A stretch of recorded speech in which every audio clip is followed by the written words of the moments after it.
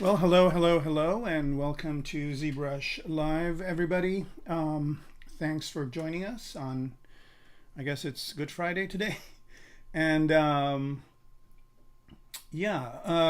going to be continuing our project. I just want to make sure that you all can see and hear me okay. So if you can, please let me know by typing it in the chat. So if you're on Twitch or YouTube or LinkedIn or whatever you're watching this on, if you can let me know that you can hear me in the chat, that would be awesome. And I want to thank you all that are there watching this live. And if you please like and subscribe, it really helps us. And definitely leave a comment if you have one, and also you can ask questions during the stream. I think that's one of the benefits of watching this live. And if you have questions after the fact, you can leave them in the comments and we will try and answer them for you. So please let me know if you guys can hear me okay. In the meantime, I need to do a few housekeeping things here. Just let me know if you can hear me and see my screen. Right, and now we don't want to save that, and we also want to double this document. Yes, and we also want to change the back color to something a bit lighter, maybe something like that. Okay, and I don't need to look at the floor here, but I do need to go over to the model. Okay, so we're just working on this robot, kind of like a self-defense robot, or not self-defense, but just a defense robot, like something that would be, okay, good. Thank you, Apixia, for letting me know. Apixie, sorry. And thank you for letting me know. So a few housekeeping things first. Let me hide the title bar here so you can see. Make sure if you are a subscriber to ZBrush that you get the latest version. They just released a patch. My screen, I think you turned off my webcam. No, my webcam is on. You can't see it in the bottom corner. I'm like right here. Yeah, okay. All right, cool. All right, so I guess you can see it now. Good. And I guess I kind of was saying something. Oh, yeah. So upgrade to 2025.2.1. That's what I'm running. And they did fix a few issues with the M key and the N key and a whole bunch of other kind of minor things. So make sure you're on that. And let me turn this back on. I don't know. Do we want this back on or not? I guess I'll just leave it on for now, and then if I'm doing something in that top area, I'll turn it off. All right, so yeah, let's go ahead and hide the guy here. We don't need him. We just had him there for reference. And I think last time we did a bunch of stuff with my cylindrical kit bash kit over here, and so that's now available at its full price. Some of you benefited from the sale price, but now it's up to $24.99. So if you do want to get it, you should have acted quickly. I actually went an extra day because I had it till April 15th, but I decided to go one more day just in case there were some people kind of thinking about it last minute. Okay, so we just made some cylindrical parts, I think, and they're over here somewhere. I think we made this one a while back. And then I think we made, where is the one that we made? I think it's this one right here. Okay, so we made this one. I'm going to go ahead and not have the noise on for now. So I'm just going to go ahead and fill that with just a solid color. Let's pick this blue. It's kind of a neat color. And do I have noise still on? I might still have noise on. All right, so surface and off. Oh, no, I don't have. So, all right, so there's this part here that has this color, and I don't have RGB, and that's what I don't have. Okay, and I'm just going to fill that up with, and its RGB intensity is at 100. And I don't, let's go ahead and pick a basic material for it. Let's do an mRGB here, fill object. Hello. Solo this out. Yeah, I'm wondering why maybe it's masked. That's why. Yeah, here we go. Fill object, because I did fill it with the mask on. I remember now. It was a couple of weeks ago, but it wasn't that long ago. All right, so here are the other parts. Let's see, is there anything else? Let's pick these ones. I think are just solid. All right, that's good for now. All right, so what we want to do is grab all of this and then move it over. And do I have this as one thing? I don't. Okay, I have another one here, but let's pick all these and put them in one area. Right, so I'm just going to merge visible here. Let's just go all high. And yeah, that's good. And actually, I'm going to do something a little bit different. I'm going to put them all in a folder. I think that's a better way of transferring it over. So I'm just going to go in here and say new folder. And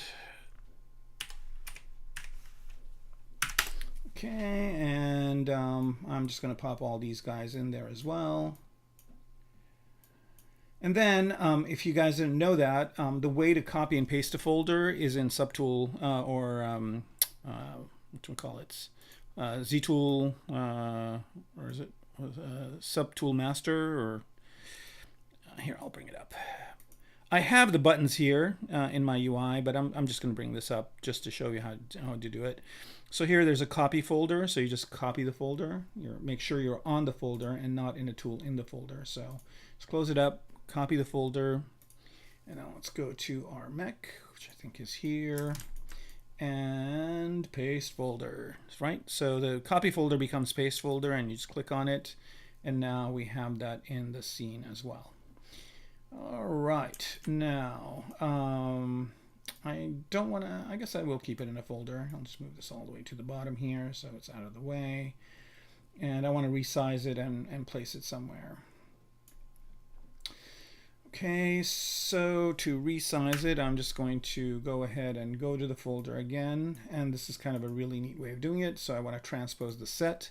It will hide everything else. Let's center the pivot, and let's shrink it down in size. Okay, to about, maybe about there, like that. Maybe a little bit more.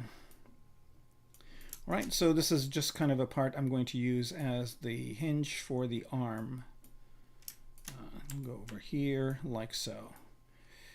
All right, and if you guys have questions, again, always you can ask away while I'm doing this. I like interaction more than if you guys are quiet. I know maybe some of you are working with me, doing something of your own, or you just have this on, and if you have a chat window up, you can interact, and that'll be fun. Okay, so this is good right here, and now what I want to do now is just mirror this thing on the other side. So for this, I'm going to go ahead and what's the best way to do this? Oh, yeah. There should be a mirror folder here somewhere too, but there isn't. How would I do this mirroring? I guess I could merge them and then mirror it over, or I can just do the individual parts. I think that's what I'll do. I'm just going to mirror this in X. Oh, it's got multiple subdivision levels. Okay. And it's got 6 of them. All right, all right, all right. Not a problem. Let me transpose set again. Just kind of move it into place just about over here like this. Okay. Now I do have a plugin that will mirror it for me, which is called Force Mirror and Weld, I think. And this is from eTools, I guess. And then I've got also a Mirror and Weld 2, which is part of Drust Tools. So one of these should work. All right, let's do this one first. Let's see if this one works. Yep. Maybe. Oh, did it do it? Did it do it locally? I don't have local. Oh, I do have local. No, I don't have local symmetry on. What the hell? Solo. Oh, it mirrored it in the Z for some reason. It should mirror it in the X. Okay, what do I have here? Let's activate symmetry, and I've got Z symmetry on. That's the problem. Okay, so mirror and weld 2, and it should work. Yep. Okay, good. This one, mirror and weld X. That one worked. It's just one subdivision level. I think this might be multiple subdivision levels if I'm not sure. Yeah, it's no. All right, so let's see if this works. Mirror and weld in X, that worked as well. And last but not least, the screws, mirror and weld X. And now let's unsolo it. All right, so now we have that on both sides. And all right, so let me do a minor adjustment to these shields here. Activate symmetry. Let's move it to the center of one of these and move it out just a tad to about there. Okay.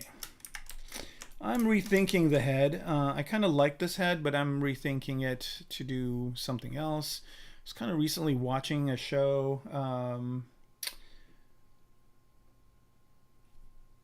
Right. Aurora Uplinks, thank you. I wish you would stay on. It would be more fun if you were watching it live, but I understand people have stuff to do. Yeah, let's see here. And oh, and thank you for saying thank you for the kind words, I guess. All right, so let's go ahead and see if I can do this. Yeah, I'm going to try and do something really interesting here. I'm going to try and rotate this, but have this one rotate as well. So what do we have here? We have activate symmetry in X. Looks like radial is on. Why is radial on? Okay, here we go. Okay, so I've got this, and if I rotate this, yep, they rotate on both sides, but I want to rotate everything. So I'm just going to go here and do the same thing with transpose set. And click on this to center it. Okay, and I don't know why it's not centering it exactly.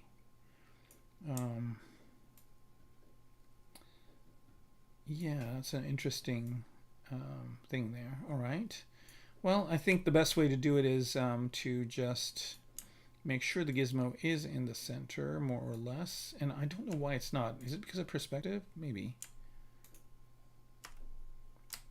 Yeah, it was because of perspective. Okay, so if I do this, let's see if it works. It does work. Oh, so good. All right, and I want these kind of little notches to be like that. And yeah, and it happened on the other side. Very, very cool. All right, so then the next thing to do is start working on some of our, let's move this shield, arm shield even further in.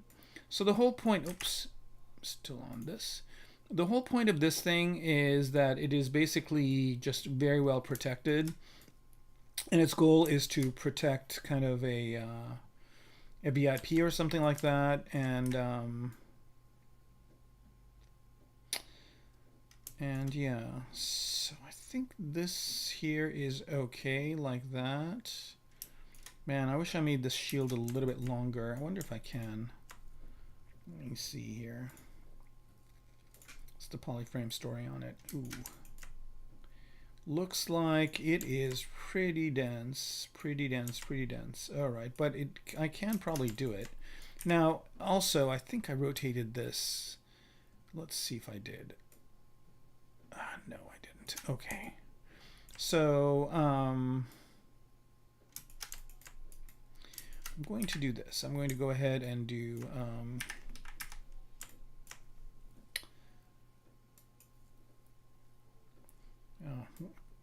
uh-oh. No, come on. I might have crashed ZBrush. Oh, come on, don't crash. All right, we'll wait a few minutes here.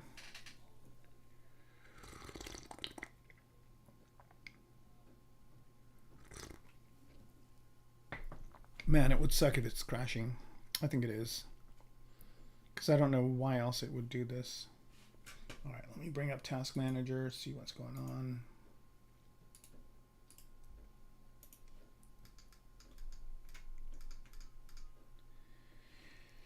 ZBrush. Oh, yeah, it says not responding, and it's doing stuff, but not really much. Let's give it just a couple of seconds more. I think it's dead. Is it mostly dead or fully dead?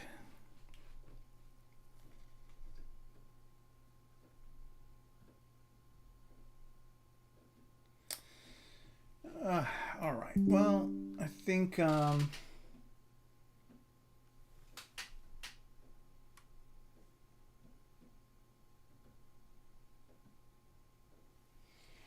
okay. I think yeah.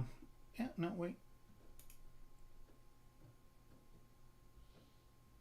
It's counting up. The memory is counting up, and the processing is counting up, but it seems to not want to do. All right, well, I'm gonna restart ZBrush. Sorry, I'm gonna put the standby thing back on here.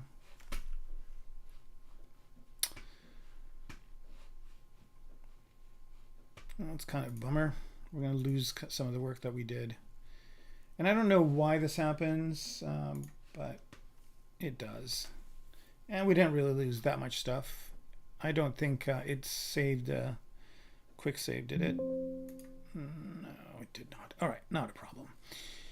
All right, so I'll just go ahead and load everything up. Oh, that's interesting. All right, turn the standby off. All right, so no.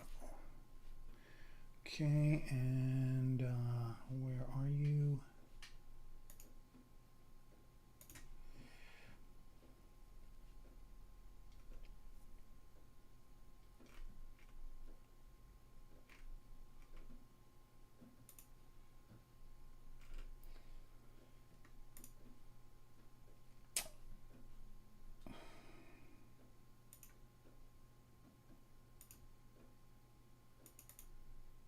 Some weird stuff's happening with ZBrush here. Let's make sure it's in the right place.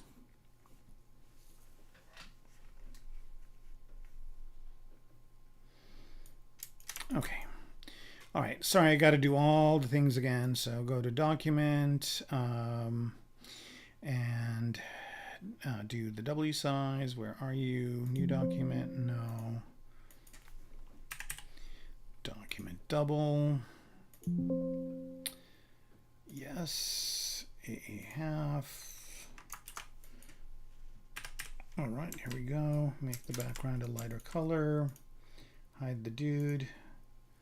And the floor is hidden. That's weird. Okay. Shoot. What's going on over here? Okay, not a big deal. I will just go ahead and retrace our steps. So we're just going to go back to this guy over here and go here, unmask, mRGB, fill object, let's turn polyframe off, and I'm going to leave this as the gray color for now.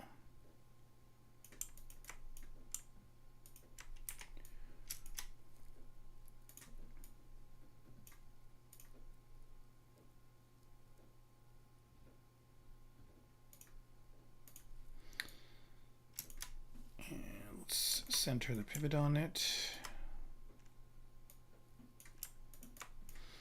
And I'm going to make the cam view, it's a bit too big. Let's go 150.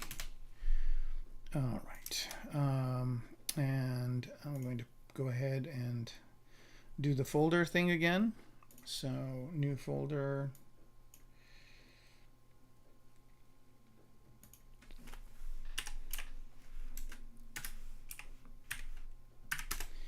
One of the things I'm kind of bummed about, but I can probably redo it, is I had something loaded that I wanted to render with, but it's all good. All right, so that, and then Z plugin, and subtool master, and let's go ahead and copy that folder. Good, let's go back to our mech.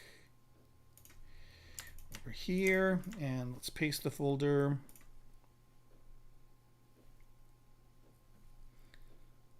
Right. And then let's go ahead and I'm just going to put the folder up here.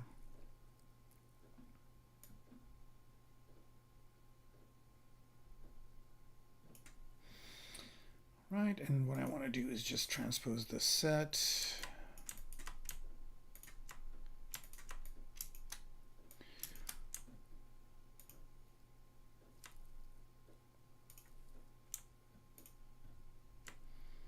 Right, just make it smaller. Yeah, it'd be really cool if somebody wrote a mirror folder function for ZBrush. Okay, that's about good right there. All right, that's good enough. And then let's go over to the front. That's good enough as well. I'm going to go ahead and do the rotation.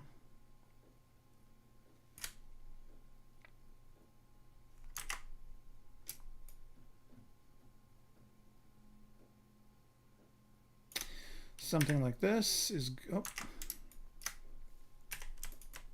I want to do a discrete rotation just in case I want to fix it later. So I'm trying to do like a, I don't know, let's do 45 degrees. That's good. All right. And let's reset the gizmo. Okay, we're good here. And then I'm just going to go in and mirror and weld each one of these guys. So I'm going to do the mirror and weld the one that's in the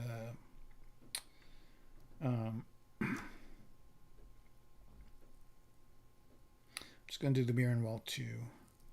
Okay, let's unhide this guy. Mirror and weld 2.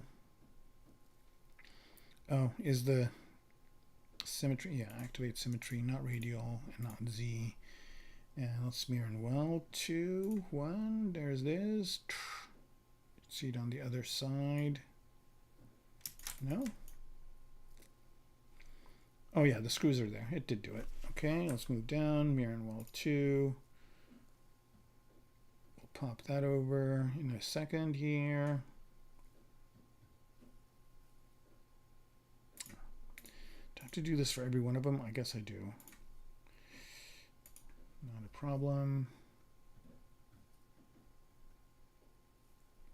It's the one that's going to take the longest, so that wasn't that bad. And then I can just mirror and weld these guys, I think. But yeah, I can just mirror and weld them in X. And there's that, and then there's this. Okay. Now back to this. That caused us the issue. I'm going to turn this off. I think that was the problem. Okay, and let me turn symmetry on for this. Go over. Okay, and then I'm just going to move these over this way.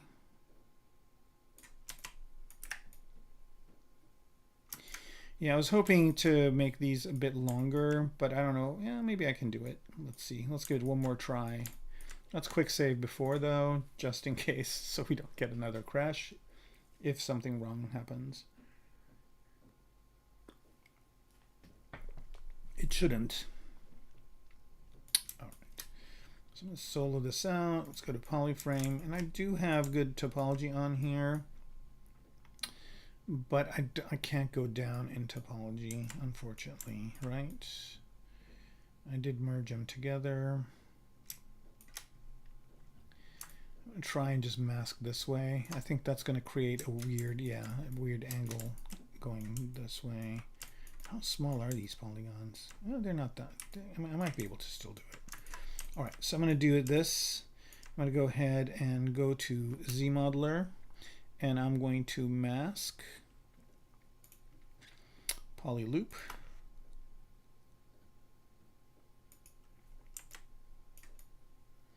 I think that's a good way to start it.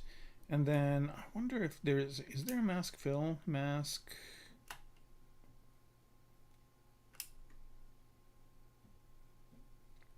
There is no fill. However, let's see if this works. I'm going to just mask this area like that, and let's see if this will do it. I'm really kind of pressing my luck here, but I think there might be. Let's do analyze region, fill region.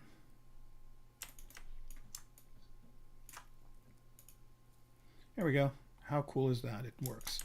All right, and I just want to invert that like that. And now I just want to place my cursor along that line.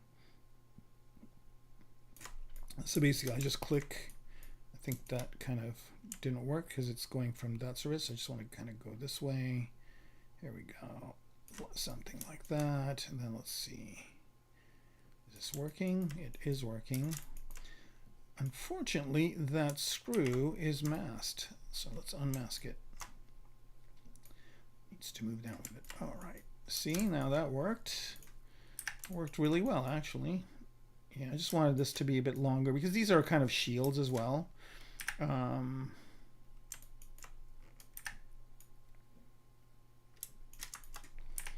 All right, now I don't really have any edge loops over here in this area that I kind of elongated, but that's not a big problem for now. I can worry about that later. All right, so now I want to put in, so these kind of rotate and protect the mech. Another thing I want to do here, which is going to be interesting to try and do, let's bring this to the center, is I want to reverse the way they are. I want them to be this way. Okay, and then I want them to be a little bit higher. Let's take symmetry on again and move this over this way. I think maybe here. So this kind of would be the kind of the load-bearing arm. Nope, I think maybe this one should be that. Here we go. Because it is reinforced. It's got the kind of the thicker bar. All right, and I'll have to figure out something to put in there to rotate it. All right, so much for that. Now let's work on this part. All right, let's kind of bring up some references here so I can figure out what to do with it.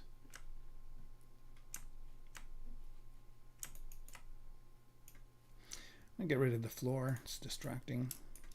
Also, I'm going to make the background a little bit lighter.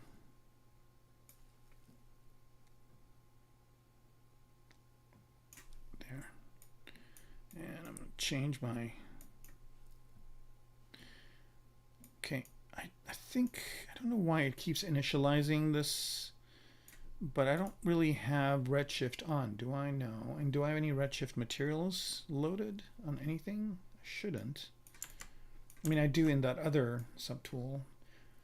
Actually, I'm just going to go ahead and delete these. I have them saved in another thing. So I'm just going to go over here and delete all. So I don't get that bit of confusion. All right. So we're going to be working on this part. I'm going to turn polyframe on for it. And I'm just going to select this part right here. And do this to it.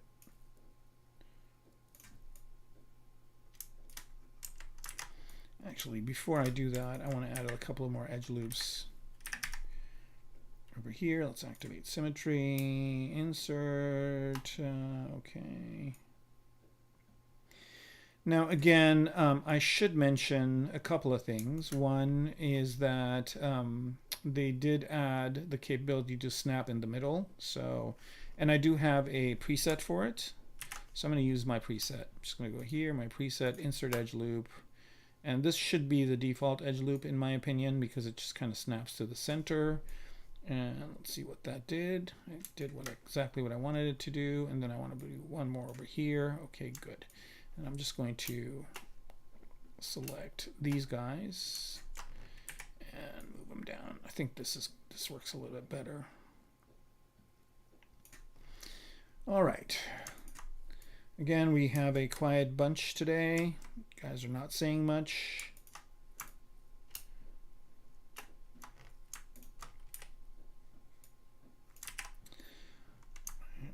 Why that didn't work. Let's try it one more time. I want to select these guys over here. That's why it didn't work. Why am I not using my pen? Every once in a while I kind of get into using my mouse and forget to use my pen, so I'm using my pen again. That makes life so much easier. Right, and then I'm just going to go over to here. Move this down a bit like that. Okay, good. Right, so this is kind of the shoulders, I guess, and they don't really, you know, they swivel, but they don't move at all. So this is just a solid object. So let's go ahead and take a look at it individually and see what kind of details we can add to it. Now, notice that there are certain planes here that are kind of, you know, not planar. And if I subdivide this, you know, it will kind of work, but I mean, realistically, I want this to be more of a planar thing. So I'm going to go ahead and establish some planes. I'm going to do one over here. And for the rest, I'm going to show you guys a nifty trick. And that is to triangulate the model. And that will kind of give me the idea of where things are. Okay, and the way to do that is to completely do something that's kind of outside of the realm of what I should be doing. And that is going into Decimation Master. Where are you, Decimation Master? Alphabetical. There we go. And I am going to change the percent of the decimation to, is it 0 or 100? I forget. Pre-process current and decimate current. Yeah, it's this one. Okay, so now it basically gave me triangles. So that kind of tells me where the planes are. Another thing I'm going to do here is just mirror and weld this. So I have the same thing on both sides. Right, and that kind of gives me some planes. And now I'm just going to go in and delete some edge loops where there doesn't need to be any. So here I'm just going to go to delete edge. I don't need this one. I didn't realize there were this many of them, but it's not that hard to do. Turn this off, do nothing, and for point, do nothing as well. All right, I don't need this, I don't need that one, I don't need that one. I mean, I'm trying to get back to quads, but there are certain places where I don't, you know, like over here, it resolved this pretty nicely, I think. I don't need quad, I don't need these, I don't need this, I don't need this. Right, so here, where to do this? Let me do this one, easy enough. Now these two need to be there. Maybe these ones can go. Nope, these ones can go. Right, these ones can go. So this just basically takes a few minutes. If you would bear with me, this can be planar. These can go, these can go, these can go, these can go. And I haven't found an elegant way to do this in other programs, it is a bit manual, unfortunately, but it's not that bad. And I'm going to get some triangles in the end, but again, I can probably, it's not going to be a problem for me. Okay.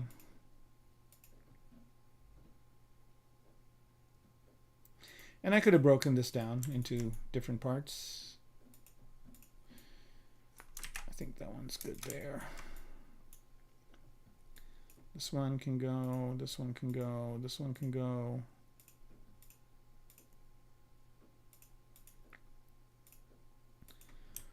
Okay, we're almost there.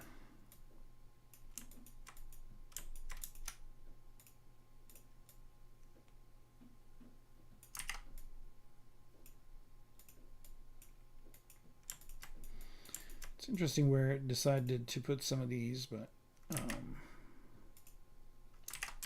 I'm just going to leave it at that. I can zero mesh it at this point, or I can do other things to it to get it to do what I wanted it to do, but it's fine.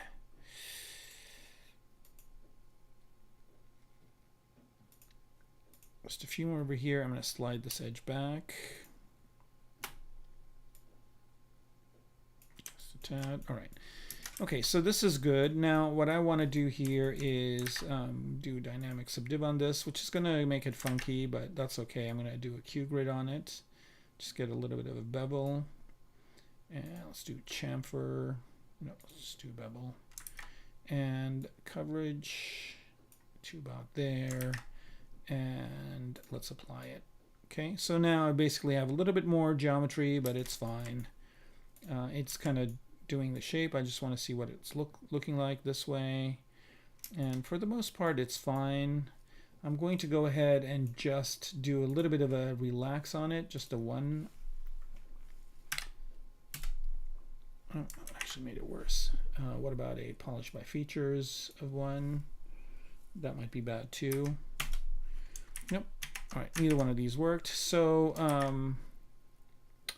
maybe the dynamic subdiv was not the right thing to do.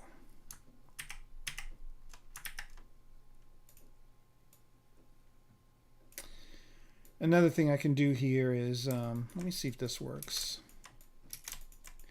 Another way I kind of have figured out to do bevels is to do polygroups by normal. That's good. And then with bevel, kind of a hidden feature in ZBrush here is if you go into crease, there's the bevel width over here, and I don't know why they don't put this on here, but if you hold Alt down and move this, it will bevel by polygroups. Of course, it's not doing it right now.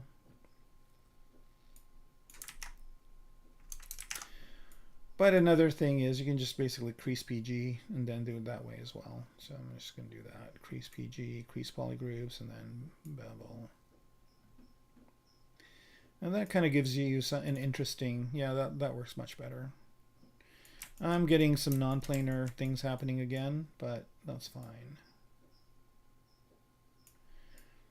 Maybe something like that. And then I'm just going to subdivide it once. Ooh, that's with smooth on. All right, that's good enough. And then let's see what just a little bit of a deformation will do to this. Polish by features. Nope. What, just a relaxive one? No, either one of these is gonna not do it right. That's because I don't have even geometry in this. But let's look and see what it looks like overall.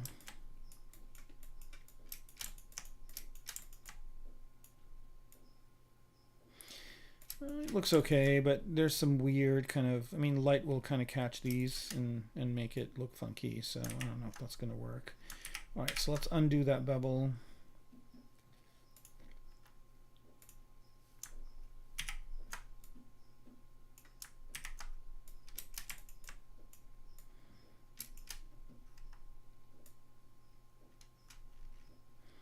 I want this over here to be straight as well.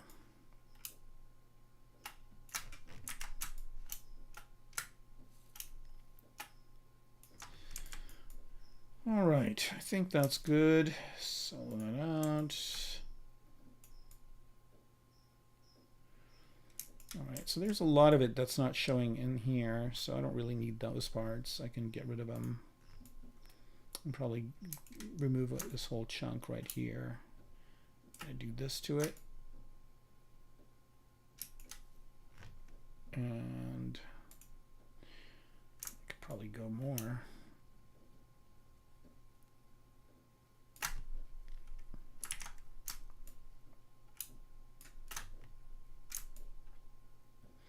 That's going to basically press all these things down, which is not really what I want to do, but yeah, it just kind of mushed all these together, which is not kind of what I needed to do. So I'm just going to go ahead and see if I can delete Flat Island.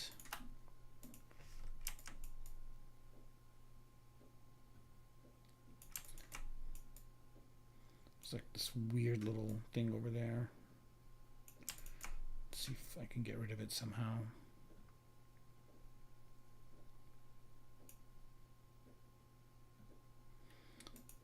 Oh, delete edge did it. Okay. All right, so now I did that, and then the next thing I want to do is just close hole. Just close. All right, that works. Did do it on the other side. It did. I'm just going to do mirror and weld just to make sure I've got the same thing on both sides. Same polygroups and everything. Here we go.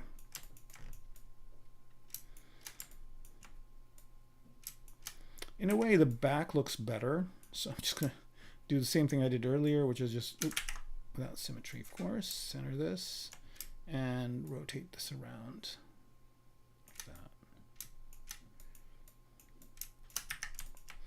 All right, so let's turn transparent off and let's turn polyframe off and see what that looks like. It looks good.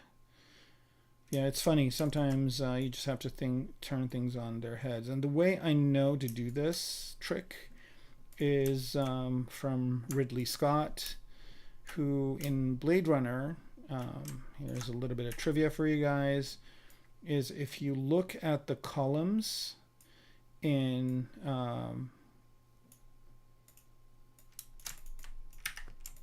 Tyrell's office, right? Let me see if I can bring up a picture.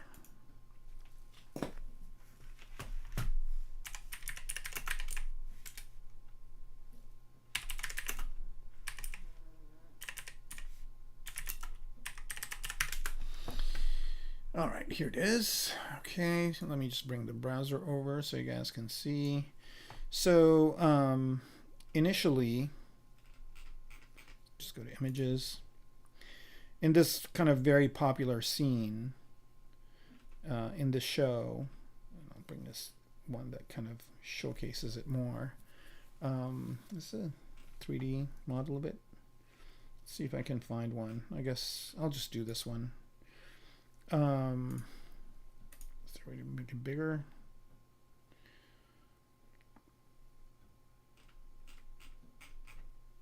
All right, so if you look at these columns right here, so man, this thing is an animation. Let's find another one. Let's just do this one.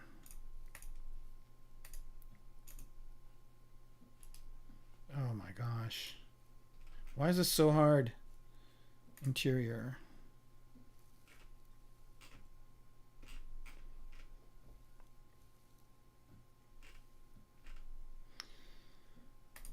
Architecture Daily, this should be an image.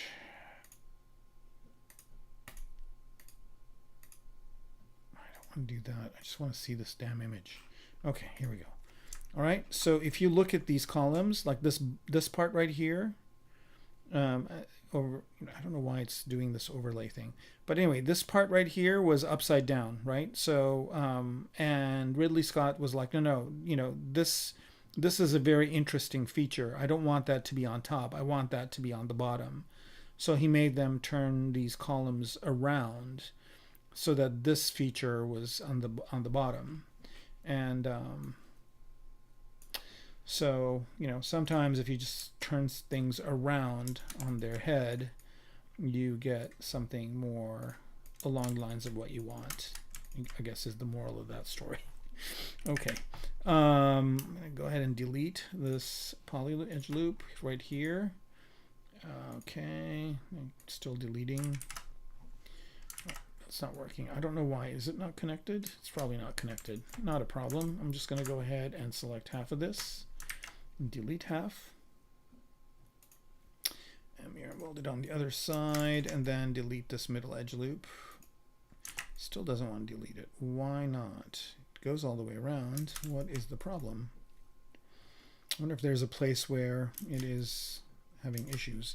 I'm going to go to dynamic subdiv on this and see where. Oh, is it the mask? It is the mask. Okay. All right, not a problem. All right, now I'm going to mirror and weld again just to get that center line to be centered. And yeah. All right.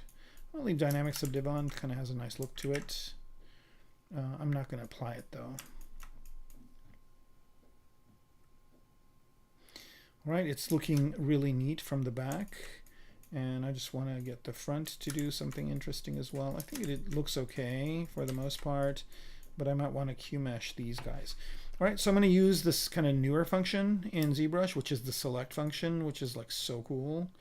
All right, and then you can select by all these capabilities now. So before you could just hit the Alt key to do this, but now you can do it all throughout. So what I want to do is just QMesh the selection. So it just does the selection, and I want to QMesh this. Let's turn symmetry on.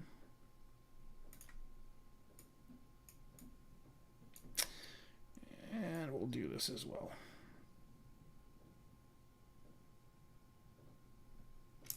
I think it was good the way it was initially. All right, I'm going to slide this point forward a bit. And yeah, all right, so this piece is kind of good. I might do some other things to make it pop more, but for now I think it's good enough. Let's lift these up a bit.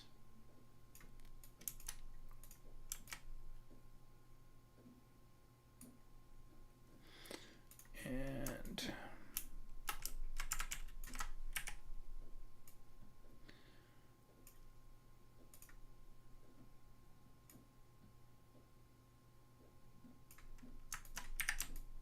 all right. It's kind of interesting when I turn polyframe on, it's kind of got some Gundam colors with the red and the blue and the yellow and the green. It's kind of, you know, unexpected kind of surprise. All right, so that's that. And I don't know if I want to do any more work on this one for now. Maybe move it forward a bit so it kind of aligns with these parts. All right, that's good enough. All right, so now let's go to this piece.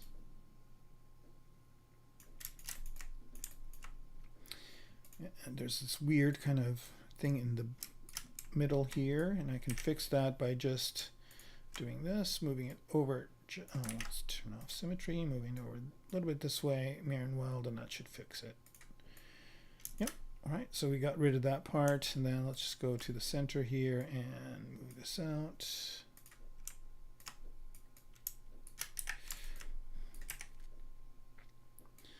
All right, so this part isn't really attached to this other top part. So I'm just going to move it down a bit. And when I'm doing this stuff, I'm always thinking about how this thing is going to move and how it's going to function. So, you know, concept design is problem solving, and I'm solving the problem of like, is this thing going to articulate? Because if somebody decides to put this in a game or a movie, I want it to work. I don't want to have to redesign anything. So it's easy enough to do this work now than have to do it again later.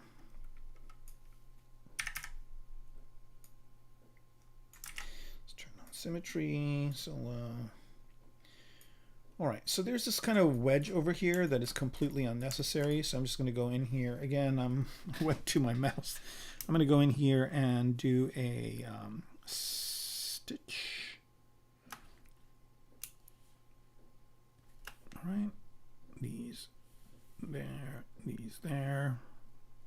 Yeah, I don't need that wedgy shape in there for now. Sting mask, no, okay. I think I've got a few more. There's a different way of doing this by using collapse, but you know, this works as well. Some of these habits I have come from when I used Maya. So I think that was like target weld or something like that in Maya. I forget. I haven't used Maya in a project for a while. It used to be I had to use it because there were certain things I couldn't do in ZBrush, but as ZBrush has become more and more of a good modeling program, I can do everything more or less in ZBrush. And I do go to Maya every once in a while for very specific things, but yeah, I find myself using ZBrush more and more. Also, I'm on an older version of Maya. I never really went to their subscription model because I didn't really see any reason to. And I saw a meme that made fun of that main thing. I mean, there are some new things. They did add some new things. I don't want to really say they didn't add anything, but you know, nothing as significant as what ZBrush keeps adding. And I don't know if anybody here uses it on the iPad, but ZModeler on the iPad is so cool. I would say, I mean, I think some of that is probably going to find itself onto the desktop version at some point. But right now, ZModeler on the iPad is definitely superior to ZModeler on the desktop. Just the UI. The functions are the same. It's kind of a weird limbo area where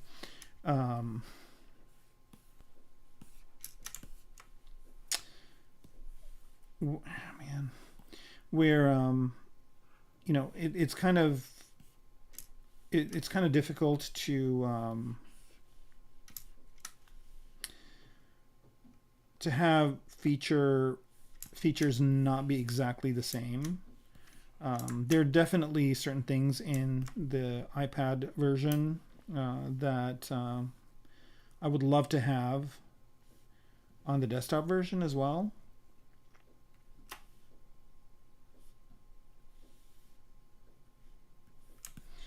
But there's a lot more on the desktop that isn't on the iPad. So I mean, not a lot, but definitely, like, you can't do plugins in the iPad version, and there are a few things that are missing, but it's not that big of a deal. But one thing you can do with the iPad is you can take it with you. With the desktop, you know, it's, you know, even if you have a laptop, you know, you're not going to be doing ZBrush on a train. But with the iPad, you are. You can do it on a train. You can do it on a plane. You can do it in the rain. I'm making a Dr. Seuss book at this point. Okay, uncrease all. All right, what does this thing? Does this thing go into the back? It does. So we need to do some stuff here in the back. So I'm going to go ahead and insert a edge loop. Maybe something like this. And then let's QMesh these out.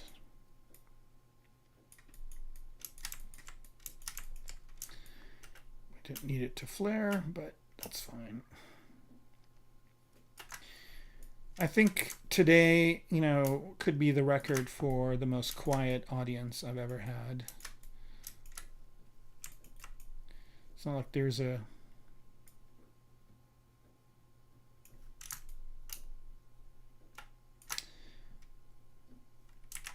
I'm going to do this a little bit differently. I'm going to use slice mesh, or slice curve, sorry, to do this. And by the way, a nice little tip here is if you do the slice curve, notice here that it just basically polygroups everything all over again. If you don't want to mess with your polygroups, just mask it into it. And then your polygroups stay, and you do get that curve. And the reason why I did it this way is because when I did an insert edge, I don't know if you guys noticed, but see how it's basically conforming to that? You can hold shift and that makes it a little bit better, but it doesn't do the straight line. I just wanted a straight cut through. What's my computer complaining about? All right, nothing significant. All right, so let's look at this some more. Okay, so what I want to do here is I want this to have, like, I don't know how I'm going to achieve this. Slide these in.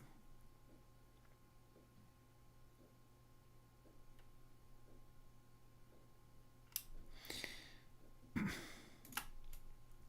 had an edge loop over there, did I? No. Okay. I'll slide these in a bit. Not too much, just about that much.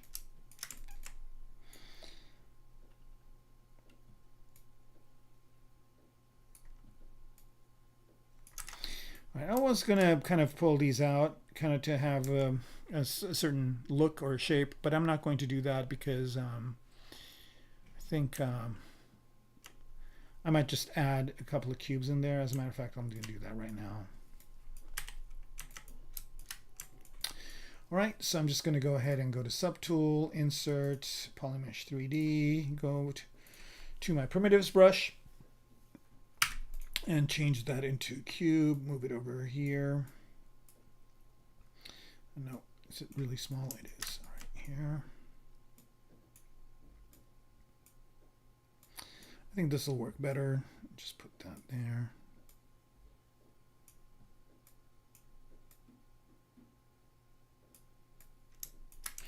And these are going to be some sort of like rocket pods or some sort of, you know, I haven't decided yet. I'm mirror and weld this to the other side.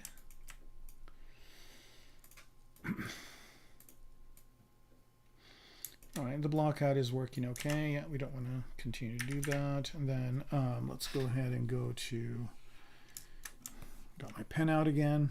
Need to keep, you know, I wish there was a way I could kind of have something remind me to use the pen. All right, so this middle area is good, but it's a little bit too kind of chunky over here. So I think I'm just going to QMesh these parts away. Let's see if I can do it. And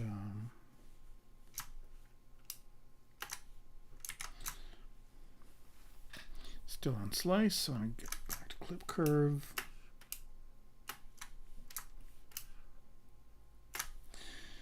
All right. I think that works better, and then also it'll give, you know, room to kind of articulate this bottom part here. So this cylindrical, you know, servo, which basically rotates the arms, which basically the arms are going to be, this is the top part of the arm, the shield is, and then this is going to be the bottom part of the arm. So there's going to be some sort of a thing that kind of also reinforces that, and that's this. I'm just going to solo this out. Okay, so this is kind of not exactly a rectangle, so I'm going to replace this with a rectangle. And to do that, I'm just going to use my Kit Bash kit again. Go pick a cube. And now it's replaced it with a cube. Now I don't know, I guess I could just do it this way.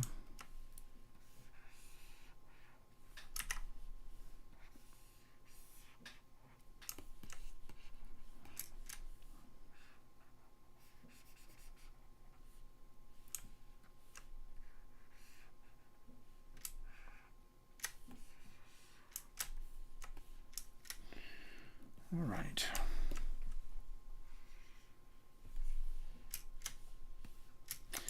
Now what I realized today is that Star Wars Celebration is in Tokyo this year, and that would have been a good place to see it. It would have been an awesome place to see it. But I didn't really pay attention. It was in LA not too long ago, and I went, and it was fun. But I'm sure Tokyo would have been a blast. And I don't know why I just mentioned that.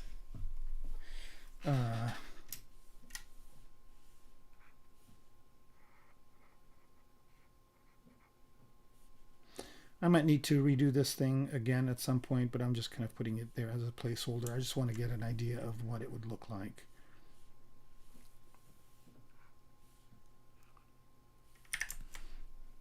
I'll probably get a better looking piece to do this job at some point, but for now I just want to block it in.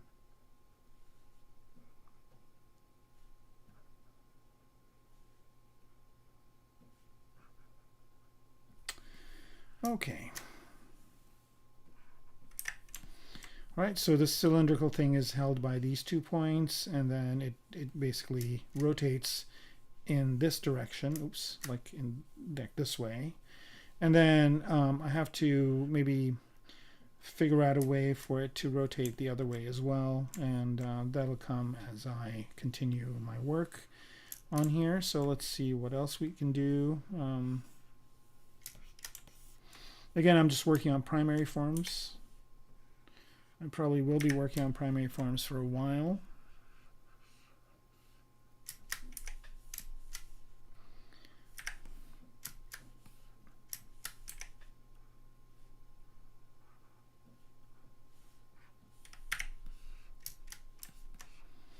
Right, so this just needs to leave enough room for the legs to rotate. Okay, these shield pieces. So again, it's all about like this thing being a shield of sorts, of protection.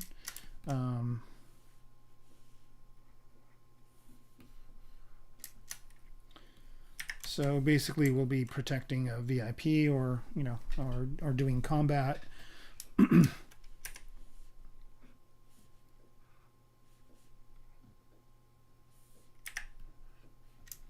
So as things are firing at it, it needs to basically be as shielded as possible, and not only to shield itself, but also to shield what it is protecting.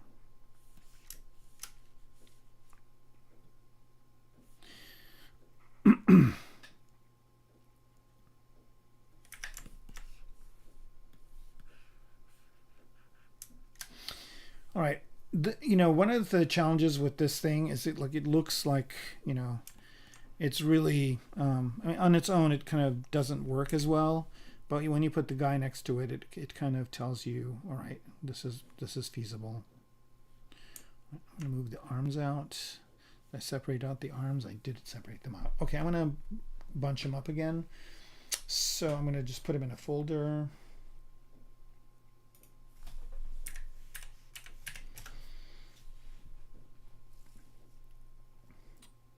Okay, so where did that folder go? Here it is. This part of the arms? No. Is this part of the arms? No. Arms? Yes.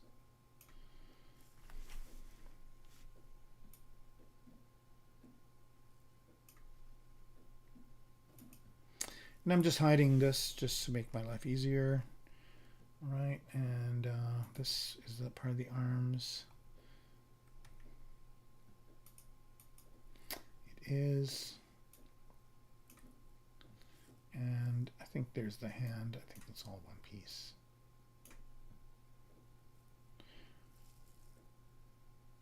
All right. Transpose set.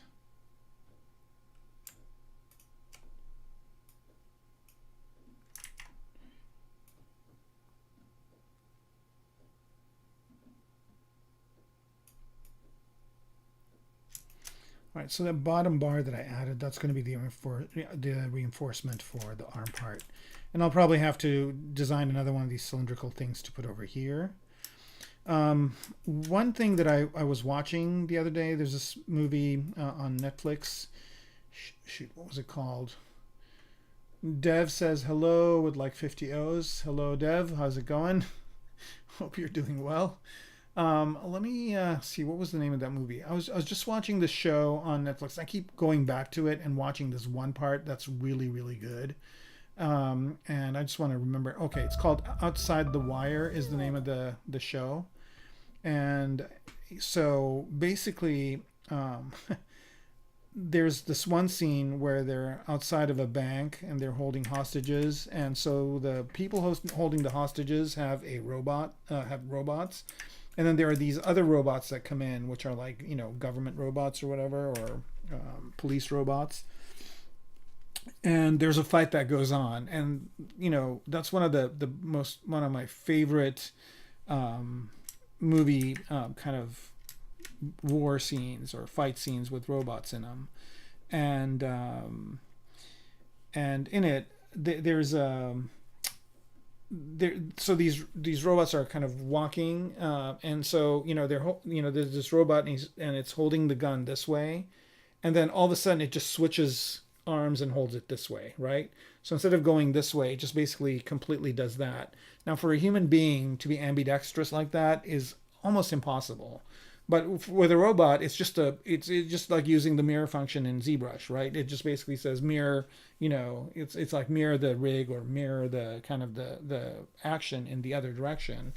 And it just basically gives it a different vantage point. And like the way that the animation that they did for that was so well done. So you know, I'm kind of, you know, that's still in my head as to like, you know, doing something similar to that. Excuse me, for this robot, which basically would be a simple mirror, but it would work really nicely. So yeah. And the reason why I mentioned that is because like the arms could do that, could just kind of swivel over. I'll be designing a gun for this thing too, so that'll be kind of fun. At least one, probably many. And we'll do those all in the stream.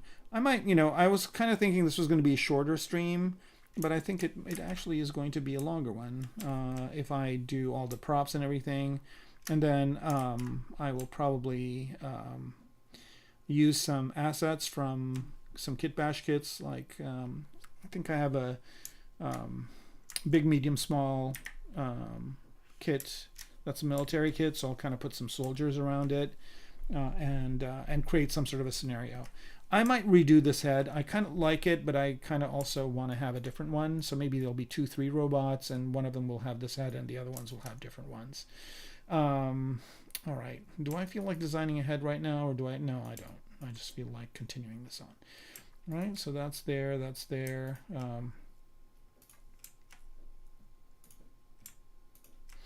Let's do this part right here.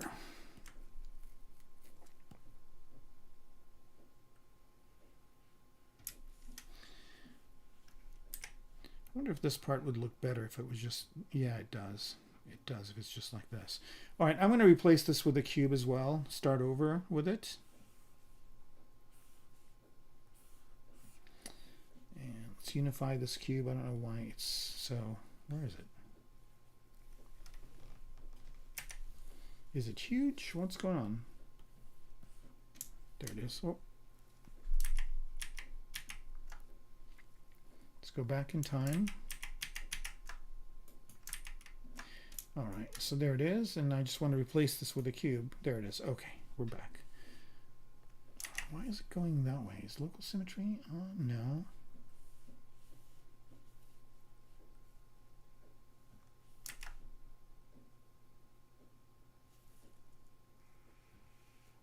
It should happen from the center of it. I don't know why it's not. Okay, here we go.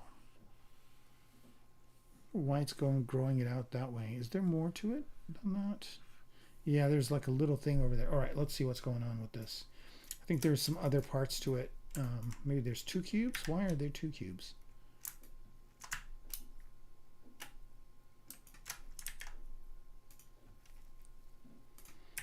Okay.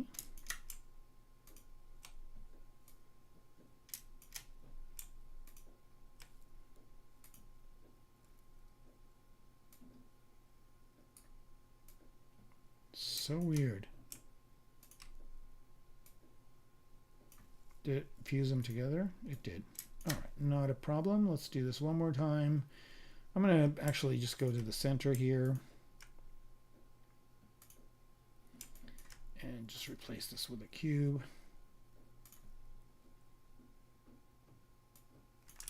Turn off symmetry, move the cube into place.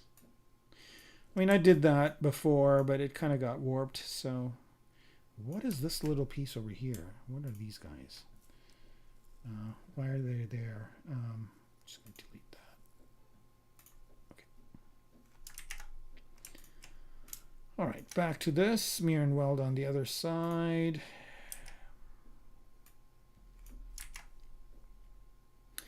I'm going to let it autosave so we don't lose any of this stuff. I don't know why I didn't do it so far. Dev, how's it going? You still with us?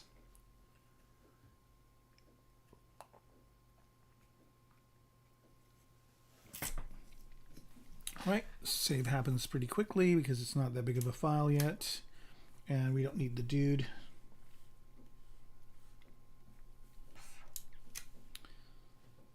At least not yet.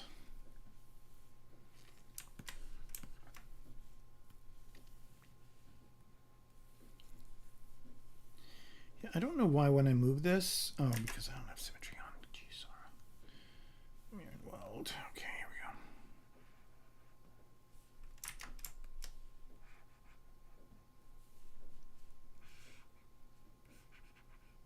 go. Yeah, this kind of looks better. I mean, it's a little bit blocky, but I think it definitely looks much better.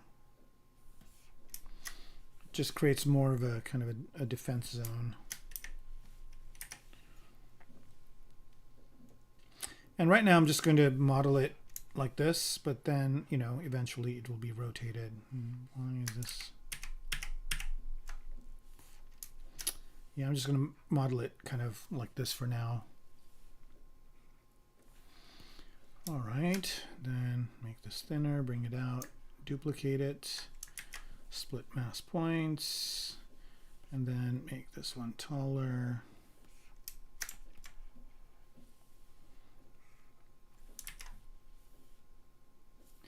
And turn on local symmetry. I don't know why some of this weird stuff's happening with this.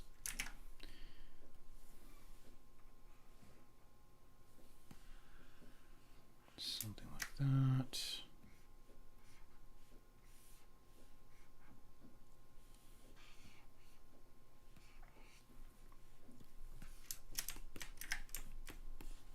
All right.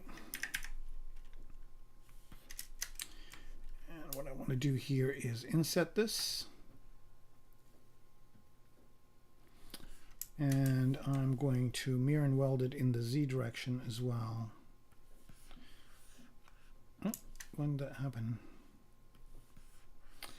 Okay, and I'm just going to QMesh, polygroup all, create a little bit of a bevel like that.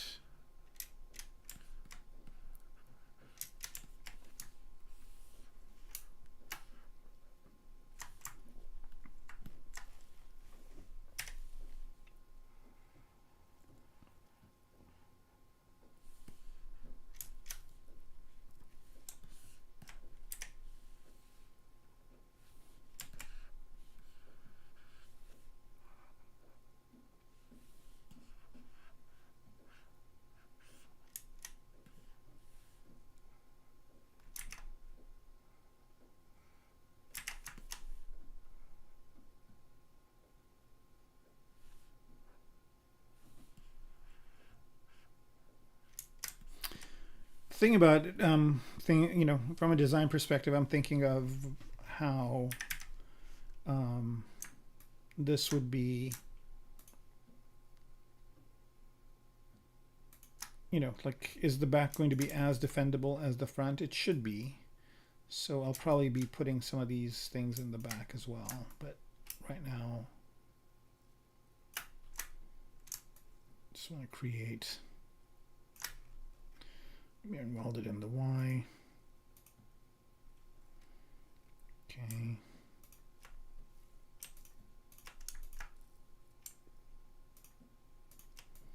Just want to pop these inwards. There we go.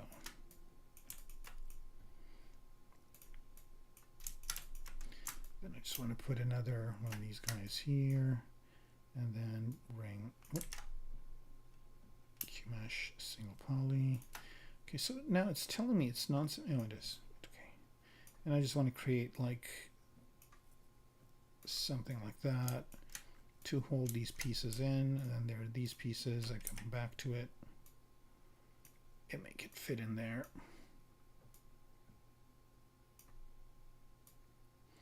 So this would be some sort of a plate or something.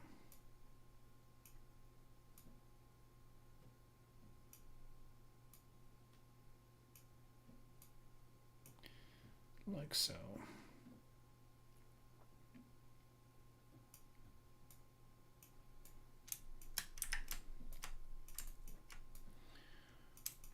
Okay.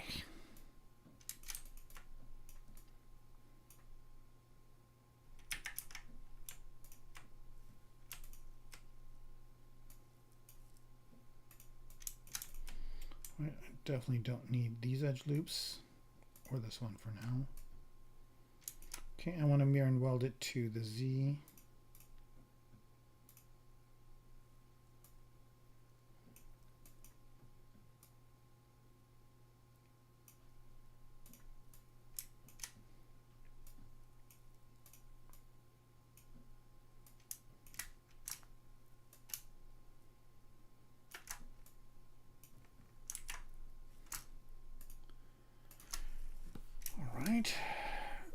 do this to it.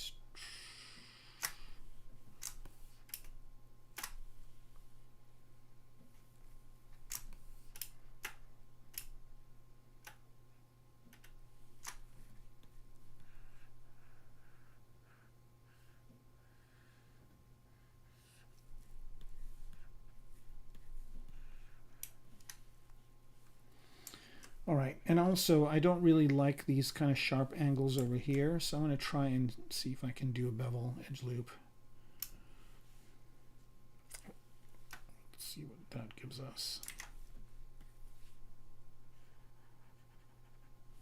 Not really giving me what I want. I could use knife curve, but that's not going to work. All right, let's try and see if I can do this in a different way.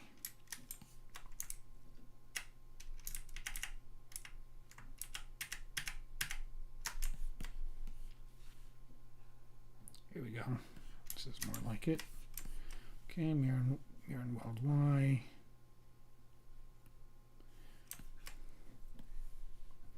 There, that works. All right, so now I want to add a couple of edge loops here. So insert 1, 2, 3. All right, so here with this insert, I'm going to use that shift key thing I talked about. So because I do have a straight line, so I can get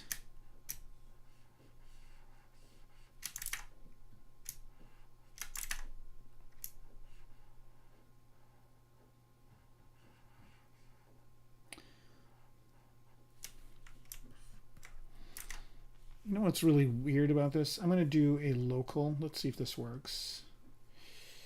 Mirror and weld X.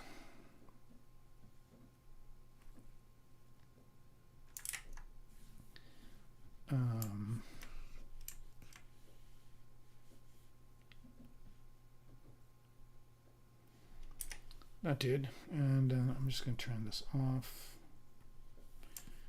Okay, so this is kind of what I wanted, and I don't really want this. So I'm going to QMesh these away.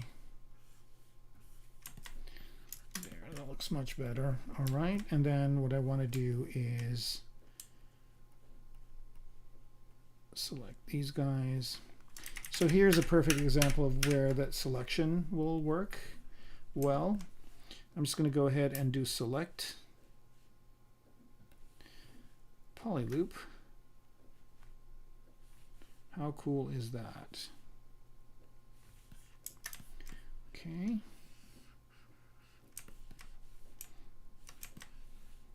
And I just want to QMesh these out.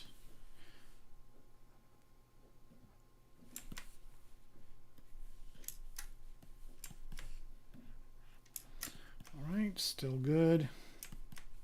And then I'm going to QMesh these away. Same on the bottom. Right, that's good. And then do this. All right, so I like that feature, so I'm going to do that all the way around. So I'm just going to do mirror and weld Z.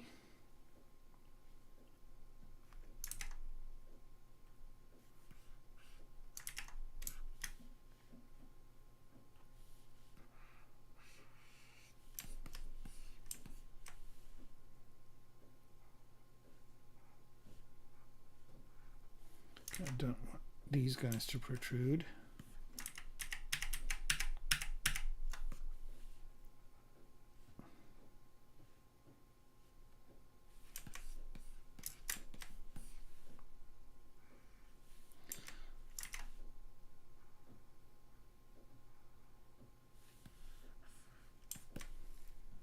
Did I inadvertently add an edge loop there? I did. But I kind of like what it did. Shoot.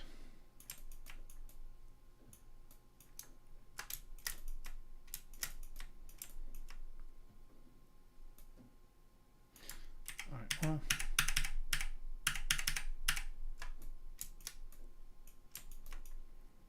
Let's do this one more time.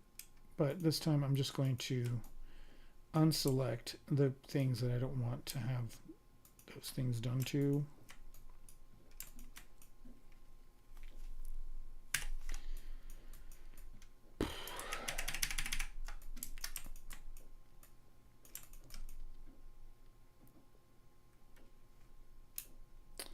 Right, let's go back to selection, poly loop, select this. All right, so I've got the loop selected.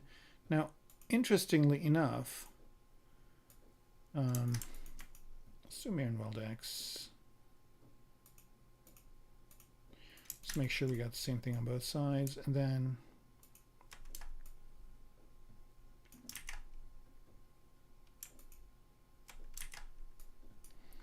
we're going to go to selection and a single poly and undo these ones right here.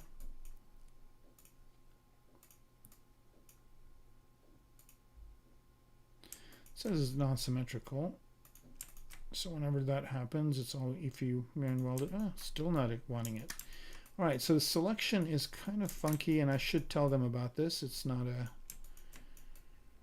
doing what I need it to do. I think I've got a better solution for this, and that's just going to polygroup, polyloop this way. There, that got rid of those, and then I'm going to do the same thing here, but choose a different polygroup. Now the only thing left is the inside parts, and I think, well, first let's just go ahead and QMesh these in. It's funny, whenever I'm modeling with ZModeler, it's like solving a puzzle. And it's fun because it's a challenge and it's an interesting problem to solve to get it to do the things you want it to do. All right, so get rid of those. Let's look at the robot from the front. All right, so now I'm going to do the other thing I wanted to do, which was just to extrude these out. And I think I'm just going to, instead of doing it all the way,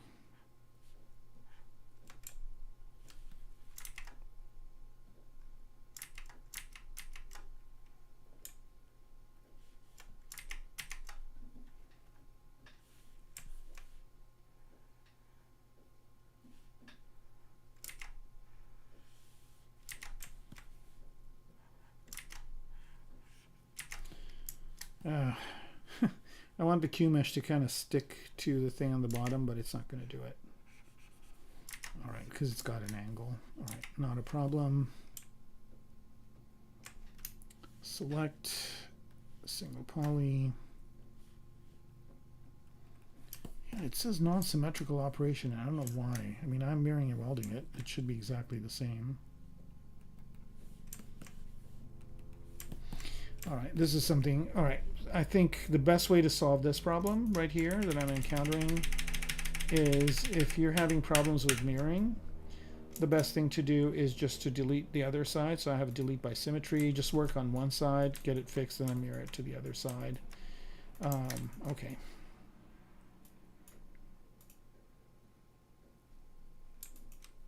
Turn symmetry off.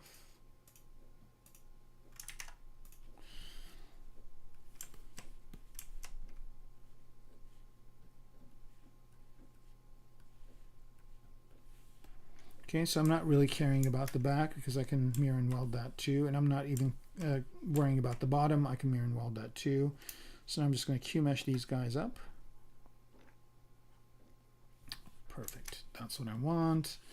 And then I'm going to get rid of these ones.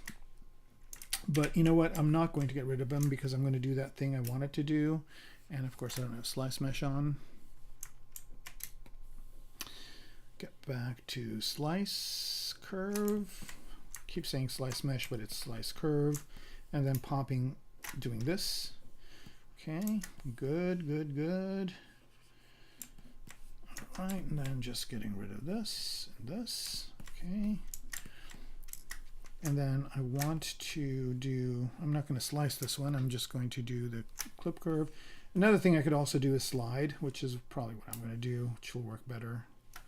Slide this edge and then slide this one in. Okay, so I've got this side here doing exactly what I want, and from this I'm going to basically do the whole piece.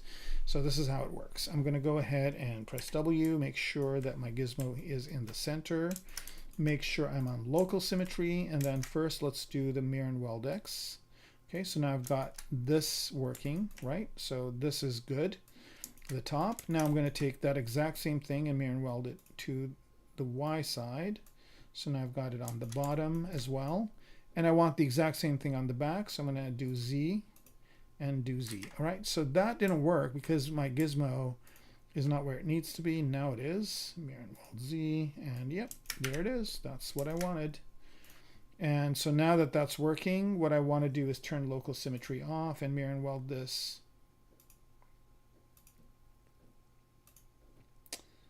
in X. And now I've got the other side. Okay. So that made my life a lot simpler, and what I also want to do is take this plate and make a, I'm holding Control down to make a copy of it on the other side as well. So that's going to be kind of the, the leg kind of part here. The upper leg is going to be this kind of hard thing, and that's probably going to have all the heavy-duty electronics in it. I'm kind of, low loading. So again, if I'm thinking about this from a physical perspective, I want the top to be as light as possible because that's where a lot of the articulation is going to happen. And this is where the walking is going to be. So kind of the upper leg is going to be the heavy part. Oh, here we go. Combo is saying something. Sorry, Corey, where I work have a problem with even can't solve my, okay. Now do you use the extrude profile brush and how you resize geometry by increasing the size of the brush. Extrude profile. Yeah, sure. Okay, so let's do that. Tangent. Okay, I'm going to quick save this just to kind of have a copy of it, and let's answer combo German with a J. That's an interesting one. All right. Okay, so let's go ahead and go to something else. Let's just go to this Polymesh 3D and initialize it as a cube. Let's unify it. Okay, and you're talking about the extrude profile, extrude extrude profile. All right, here we go. So the way extrude profile works, why does it go to, oh, okay. So extrude profile, right? This one, this brush right here, right? This is the one you're talking about. Combo. Come in combo, earth to combo.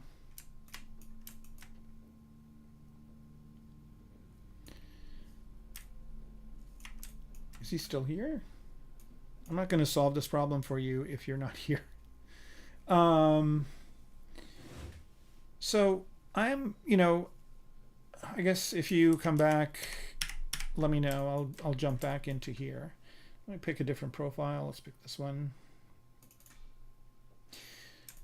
Well, I'm going to do it anyway. Maybe he'll come back and watch it. This is something useful so to some of the other people. If you guys don't want to see it, somebody say something in the chat. I know it's a little bit delayed, so you guys, I'll wait a couple of seconds, get a swig of tea.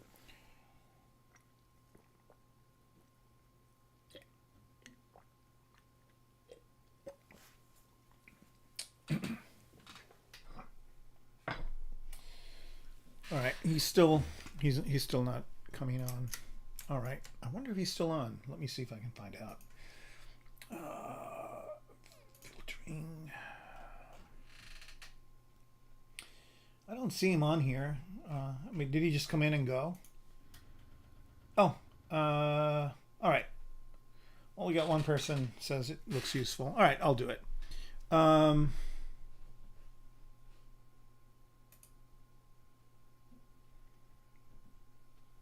right.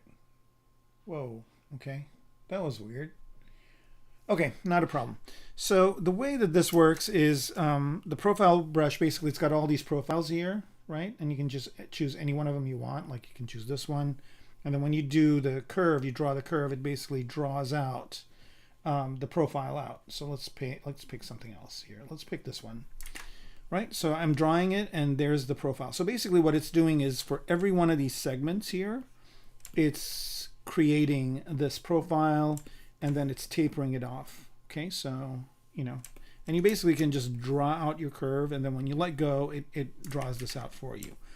Now, the thing is that this is dependent on your brush size. So if I have a bigger brush like this, then I get a bigger piece. So here you can kind of see, and what I'll do here is just accept this and unmask. Let me hide this so you can see. So you can see the inside part. You know, let's double this out. You can see here, this is basically what's happening. It's just taking this shape and then just creating this brush that kind of goes all the way around. Okay. Now, I don't know what his specific question was, but I think he was asking about how to control the size of it. And the size of it depends on your draw size, right? So the draw size up here is how it does it, right? So if you have a draw size that's small, then you basically draw a profile that's small. And if you have a draw size that's big, then you have, I'm continuing, I don't need to. Then you have a bigger one, right? So that's basically what it depends on. Now, also, if you draw your curve and then you're like, oh no, I wanted that to be smaller, you don't have to erase it and redo it. You can just resize your draw size to smaller size and then make sure that the curve is highlighted. And then you just click once and then it makes it smaller, right? So once you drop your curve, once you draw your curve, right? Once your curve is drawn, you can go back and change your mind. So let's pick, let's go ahead and load something here. Let's go ahead and go to Tool and let's load, I don't know, let's see what's in here. Let's load this bust with eyes tool. Right, so I think this is kind of a really old mesh. All right, so let's say what I want to do is I want to give this guy horns, right? And it says what? Oh, subdivision levels. Okay, no problem. Let's delete the subdivision levels. We don't need them. Where are they? Let's go up one level, or let's go up to 2. It looks better, and then delete lower. All right, so let's say I want to give this guy horns, right? And I want to choose something kind of more interesting here. Let's say I'm going to give him horns that look like this, right? And so I just draw these out. And I'm like, oh, you know, these are cool, but I want those horns to be bigger. Yeah, hair, gun belt, you know, it could be used for a lot of things, right? So now what I want to do is I want to make this bigger. I just change my draw size, click, and now they're bigger, right? And I'm like, oh, well, that's too big. Then I go smaller and click, and now they're smaller. Now, I think the other thing is that people are confused about, and you can modify the curve after the fact too. Like you can, you know, move the curve, you know, like that, and you can move the base of it to somewhere else. And there's a lot of curve functions that you can use, and then you can just kind of go, all right, you know, like I need something, and this is kind of creepy to watch, right? It's kind of like that character in Marvel's movies. All right, so there it is. And let's say, you know, you want to do a kind of a horn like this, maybe a little bit bigger, and you tap. Okay, and then once you are okay with it, like you're like, all right, well, this is good, you know, this is what I want. And by the way, there is a way you can make this go inside the head, and that is by moving your brush placement. So where that is did I make sure okay. And that's over in the brush menu under, where is it? Under depth, right? It's this thing. I've put it on my UI, and it's kind of interesting. All right. Let me do something here real quick. Okay. Yeah. All right. So if you do that and you draw it, see now it's inside of his head. So it starts from inside of his head, and then you can push this in further if you want to. Okay, so let's say these are the horns. And if you were happy with it, if you just click on the masked area, now the curve is gone, and now this is geometry, right? So now you can just go in here and use the move brush to just move it around a bit more and just kind of get it to where you want it to go. You can subdivide it. You can basically, it's just geometry, right? Okay, so the question I think he was asking, and it's funny when somebody comes in and asks a question then goes away. But maybe he'll watch the video and you guys are thinking this is useful, so I'll continue on. Now the other thing is that maybe you don't want this to be, like maybe you want a crown or something like that. So I'm just going to go back to the brush here. And let's say we want to make some sort of a crown that, is like that, right? And what I'm going to do here is I'm going to go ahead and draw out the curve. So here's another nifty trick. If you hold Control down, oh, is it Control or is it Shift? Is it still? Yeah, let's delete lower.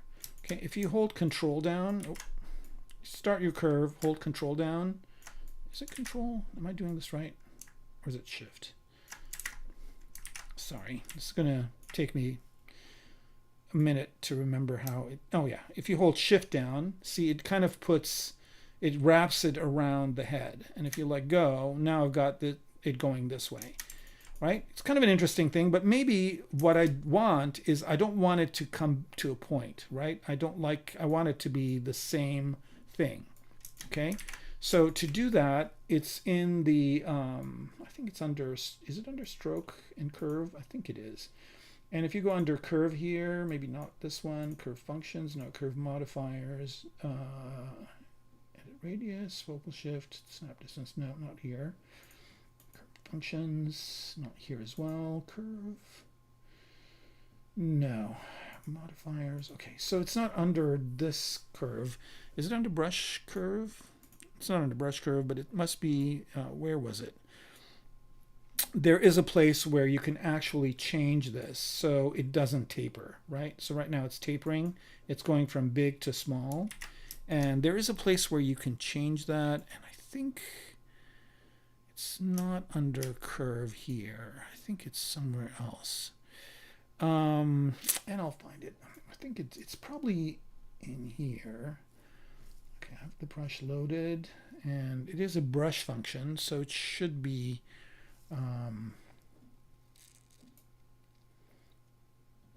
I'll find it. I definitely know it's not under this. It's probably under stroke somewhere. I'm probably just overlooking it. Okay, no, it's not over here. Just give me a second here and I'll find it for you all. Curve mode. Okay, here we go. Okay, so this repel strength is also useful because it allows you to, kind of start it from a further position. So now I'm just doing this, right? And it's inside of the head. But if I have the repel strength up, then it basically will, repel.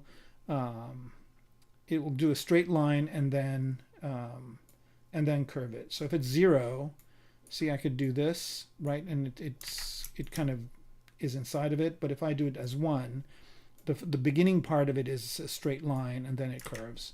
So here, right? So you can see how it pushes out away in the normal for 1 and then does it that way. And if I increase this to 7, right? So it's a lot more straight at the beginning and then curves the brush. So I'm going to change this back to 1. There's a fall off, lock start, elastic, liquid. Elastic and liquid are good too for doing bends, bend start, bend end. So these are all kind of the things that you can use for it. And then I know it's not in the functions, but maybe it's under modifiers. Yeah, it is on the modifiers. I knew it was here. Okay, so now what I want to do is I want to draw this exact same thing, but I don't want it to taper. I want it to be straight, right? So that's this curve right here. See the curve fall off? So it's going from its original size to this. And if I lift this all the way up and click, and now notice that it's just basically straight, right? And so so that's kind of where this kind of fixes itself, right? So now I can just move this around and it is the same size. Okay. So it's just this curve right here. And if you reset it and click, now it's the other way, right? It goes from thin to thick, but that's not what you want. You want it to go from thick to maybe like a little bit of tapering, but not too much. And you just click on the curve again and there it is, right? So this is kind of a super useful thing to do. And again, if you use it with the control key here. So I'm just going to go back and make this kind of all the same size, right? And let's accept this one. It's kind of split unmasked points and delete it.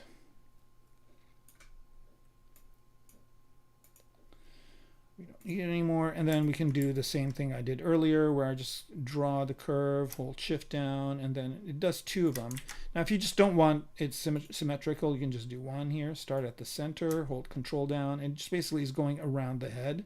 And then once you let go, it will give you the thing. Now, I think that the reason why it's off, it's not centered, is because I have that repel thing on. But you know, I can, let's see, I can tweak it, but I'm not really going to go into that right now. I'll turn symmetry on because that kind of gives me a really interesting result. Something like this, right? So now I've got this really interesting hat for this guy that I can move around and put on his head, a halo, you know, there, you know, so kind of looks like a toilet seat. All right, so he'll kind of have a toilet seat hat like that, right? So yeah, this extrude profile is super useful, and there's a bunch of them, right? There's the curve. There's a bunch of these ones. I think BE. Yeah, there's extrude profile 2, which is different, and I'll show that too. Might as well. And that basically will do this. When you draw something out, it basically will stick it to the head, right? So, you know, you can choose any one of these shapes. Like, let's say you choose, I don't know, let's say this one, right? And then you just basically draw. And as you're drawing, it's basically going to snap this to the surface of the object. Right? So you're not really pulling it away. I mean, you could, but if you are dragging on the object itself, it will stick to the surface of the object. Okay? And notice again that in the curve function that I had, I'm basically I'm basically doing the same size. One other thing that you noticed here is that if I click on the edge here, I can move this out. Okay? But if I click on this edge, it basically will kind of move it on the surface of the object. Okay, so if I want this side to act like this, that's in the curve in the curve area too, and that's under curve here, and that's, see, it says lock start and lock end. If you turn off lock start, now when I move this, it will, I don't know why it's not doing it. Oh, bend, I'm sorry, not lock. But if you click on bend, you click off bend start here, then it should do it. I don't know why it's not. Bend end. Oh, they both have to be on, not off, sorry. Yeah, so now notice that it will move on the surface, and the bottom part will move on the surface as well. And this is really cool because you can do some very interesting things. I'm going to use this with another function, which will be really cool. So you can draw one of these out this way, and then you can draw another one this way, and then you can go down to interpolate here, and I'm just going to do like maybe 3, and click interpolate, and it will basically create the in-betweens. So you can create some really interesting things that way. Okay, so hopefully that answers the question for the guy. I don't know if I don't remember his name because somehow my chat window restarted. it said it had encountered an error, and I restarted it. So whoever is there who asked this question, hopefully this answers it for you. And you know, it kind of creates some really interesting things with this brush. And again, it's locked into these shapes here. But there's another one of these that basically doesn't depend on these shapes, but can depend on an alpha. And I think that's this one right here. Curve, is it this one? Yeah, curve alpha. And that one basically will not depend on those shapes, but will depend on the alpha that you have. So if you choose, like, let's say, I don't know, kind of pressing my luck here, but let's say I choose this alpha. And let me go back to here. So now it basically will draw the curve out, but it will have that alpha as the kind of the cross side of the shape, right? So we choose a different alpha here. Star is always a good one. This one works too, right? And this one maybe creates an interesting shape. Let's find here. How about this one? So this will just be a tube, but it's an empty tube, so I know that on the inside it's empty. I mean, I could choose the arrow. This will be a weird one.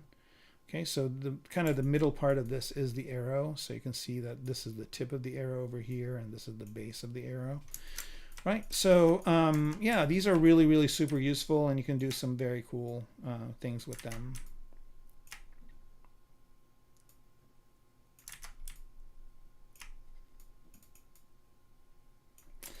All right, so hopefully that answers that question. Well, we're almost out of time too. So I will get back to my mech here and continue to work. All right, so one of the things I want to do here is change this. I don't know if I like the way that these are rectangles, but I think they're fine because they're plates, so that they work. Maybe make them a little less wide.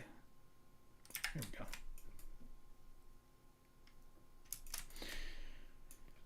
Okay, let's work on the legs. I kind of don't like the feet. Let me fix the feet.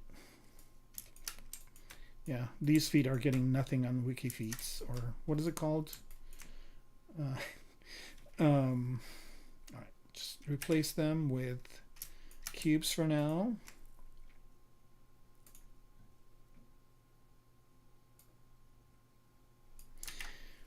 Once again, it's doing this weird, funky thing here. I'm going to try and activate symmetry off.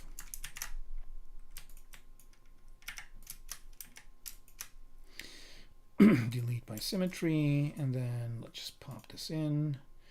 Okay.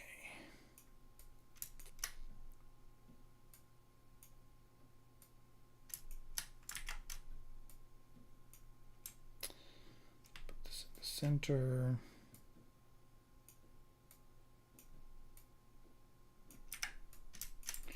I'm basically right now just blocking it out, like, you know, what's going to be the kind of the bulk of it. And let's go ahead and kind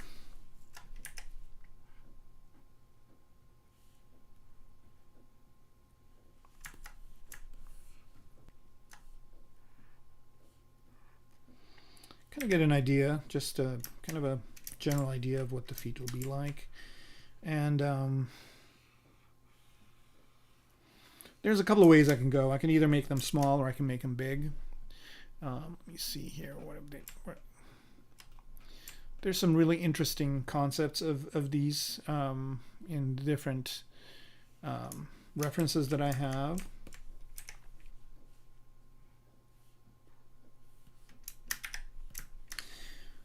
That's good right there. And then let's just mirror and weld this to the other side. Turn on symmetry. Okay, so I think that's kind of a little bit of a better look here. And then these ankle pieces here, let's go ahead and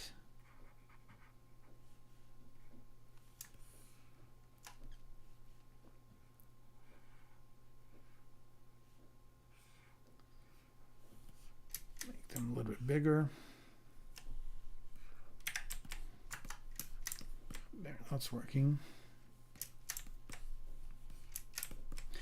Right, this piece right here can move in.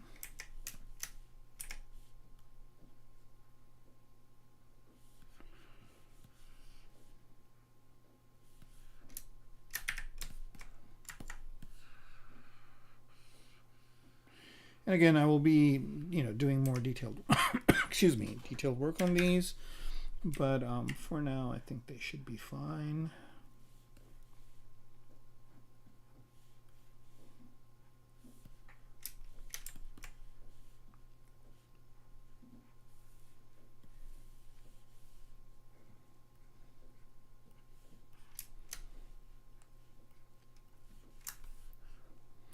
All right, so here I want to use the clip curve, but if I do it, it'll mess it up. So again, I'm going to do delete by symmetry and then just mirror it over after I'm done.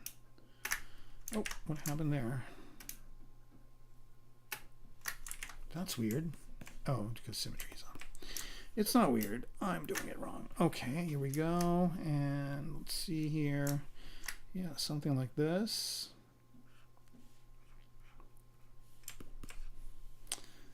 And let's see what it's looking like in the back.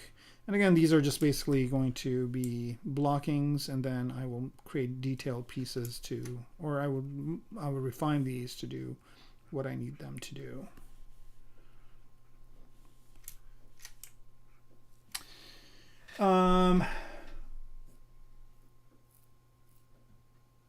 Size of the brush didn't turn back. Oh, he's there. So combo, no, it did. I don't think there's anything wrong with the tools, dude. I mean, if there is, I mean, there could be. I don't want to completely. I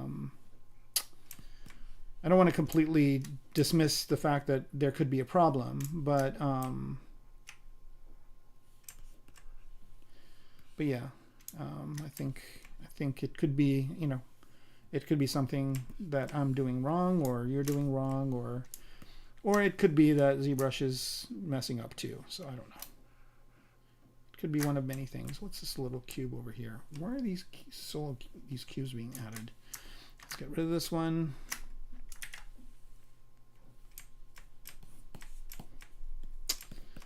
Yeah, I'm going to try and do that, just for kicks. Okay, so here I'm drawing it, right?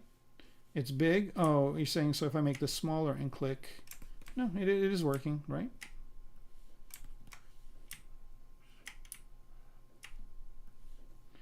And if you, I should mention this too, like if you want to get it smaller or bigger, so like here you can go like, this is the biggest size it will be, and this is going to be huge. I hope it doesn't crash it. There we go. Okay, if you click the curve,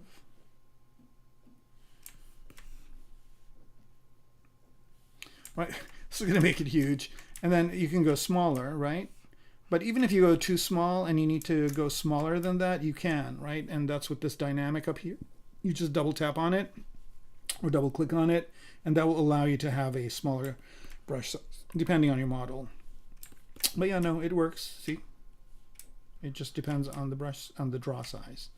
I keep saying brush size, but the correct term is draw size. You're doing it right now and you have the same problem. Okay, so again, what is the problem? Is it that, it's not corresponding to the brush size? Because you know what probably you're doing? This is probably what's happening with you. What you're doing is you're changing the brush size and you're clicking it, right? And then you're accepting it. So now there's no curve, right? Is that what's happening with you? And then it doesn't change it? Because it definitely does correspond to the draw size. So whatever your draw size is, it should correspond to that draw size.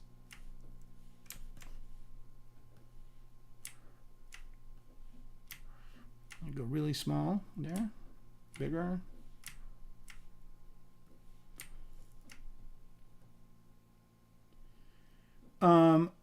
If I move the piece, right? So if I move it like this, right? And then, right? You just need to make sure that the curve is there, because once you click on the masked part or anywhere else, that curve goes away. So now you can't really do anything, right? So maybe that's the problem, right? What you're doing is you see this dotted curve over here that needs to still be there. The minute that goes away, like it goes away, then nothing will matter, right? I mean, like nothing, you know, now you're basically just making new curves. So what you want to make sure is that you kind of hit undo until you get back to where this curve appears.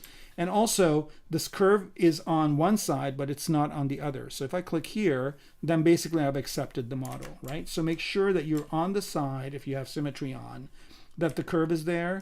And then once you change the size of your brush and you click, it will adjust the brush, it will adjust it to that brush size. Okay. So yeah, now these have been in ZBrush for a while. If there was a problem, it would have been discovered by now. But you know, I'm not discounting the fact that it could still be an issue or not. So hopefully this answers it for you. I'm glad you stayed on. I really am. You know, it's always a pleasure for me to answer questions. It really is. I don't want to seem glib about it, but you know, I mean, that's part of the reason why I stream, besides working on these projects, is to answer questions. So think of this as like, you know, some sort of a, you know, it's not tech support. They do have great tech support.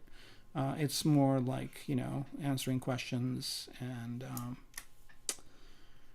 it's kind of a win-win, because for me, answering questions helps me understand things, and it's a win-win for Maxon because they have people answering questions for them. But, you know, I would be sitting here doing this anyway, so it works out. I always want to stream because it gives me the chance. So if I'm in a job or I'm on a project, you know, I'm working on something that is not what is happening here. It's not a personal project. It gives me the chance to do a personal project as well. So it is kind of it forces me to kind of work on my own stuff, which is very, very important. If you're an artist, you always need to work on your own stuff as well, because if you're only working on what your company's stuff is and you're coming home and you're not doing anything for yourself, then two things happen. One is if they don't want you to show what you're working on, which most companies don't, especially in the entertainment industry, and until the movie or the show comes out, and sometimes even after that. So you basically are doing all this work and you can't show it. So if you do your own stuff, you can show it, A. And then B, the other reason why you want to do it also is because you got into doing this because you like it. And this is kind of the part where you are doing stuff that you like, whereas at work you might not be doing what you like. So for example, if I'm working somewhere, I might be spending 2 weeks UVing or 2 weeks doing all sorts of like retopologizing or doing things that, I mean, they're fun, but you know, I mean, you know, like how much fun is UVing really? There is some fun to it, and I personally enjoy it. It's a challenge. But, you know, like if I'm doing it for an hour or two, it's a challenge, you know, it's okay. It's a challenge. It's fun. But if I'm doing it for 2 weeks straight, you know, it might not be as much fun. And of course, are there AI UVing tools? No, there aren't. There are AI tools that giblify things, which I think is disgusting. And I can't believe that that's what they did. I can't believe that OpenAI created, knowing the fact that Miyazaki said that AI is an abomination, and just to kind of clap back at him, they basically made a Giblify thing. And I hope that Ghibli and whoever sues the crap out of OpenAI and gets a chunk of money, because I think it's totally uncool to do it. In my opinion, you know, they are totally stealing the guy's design. The way he does his animes and stuff, it's just disgusting. And of course, right now, AI is a darling. There's a lot of people investing in AI. Nobody's going to mess with it. But you know what? Nothing stays a darling forever. And once this, you know, once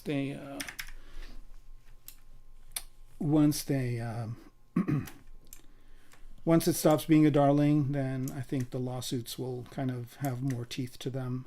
because right now, a lot of people are investing in AI, so they probably don't want to rock the boat. But the minute it doesn't become a darling and there's money to be had, people will sue them. I mean, they have money now. They just got a huge influx of money. So I hope Miyazaki sues them. But then, all they do is they say, oh, we're sorry, and then they take it away. But the damage is already done, right? And also the Simpsons guy, Matt Groening, he should sue them as well. But who knows? When you get into situations like that, you might want to wonder, like, are those people investing in it? Like, I know Miyazaki isn't investing in AI; he never would. I totally get his point. I totally get his perspective. But who knows? I mean, maybe Matt Groening, he's got a ton of money that he made from The Simpsons, and maybe he wants to put it somewhere, so he might do it.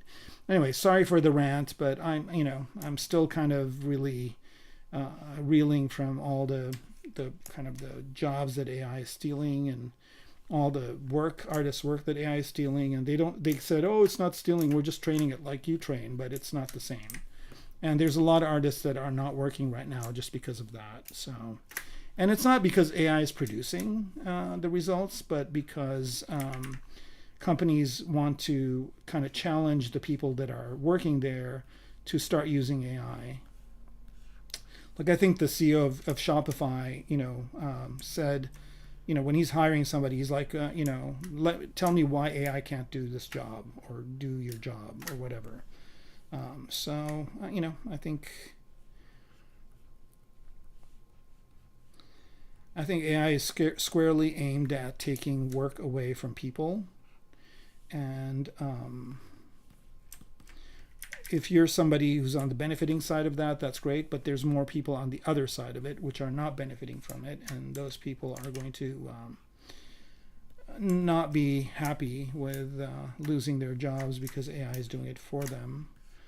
But, I don't know.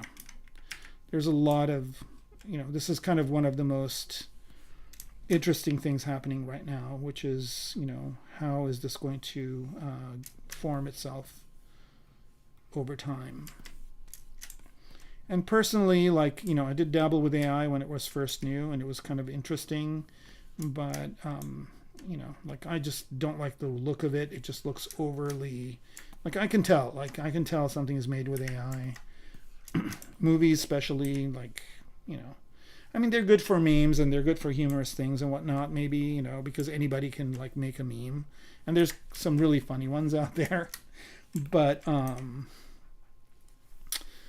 yeah, I think from a kind of a concept design and art perspective, I don't think it's hitting its mark.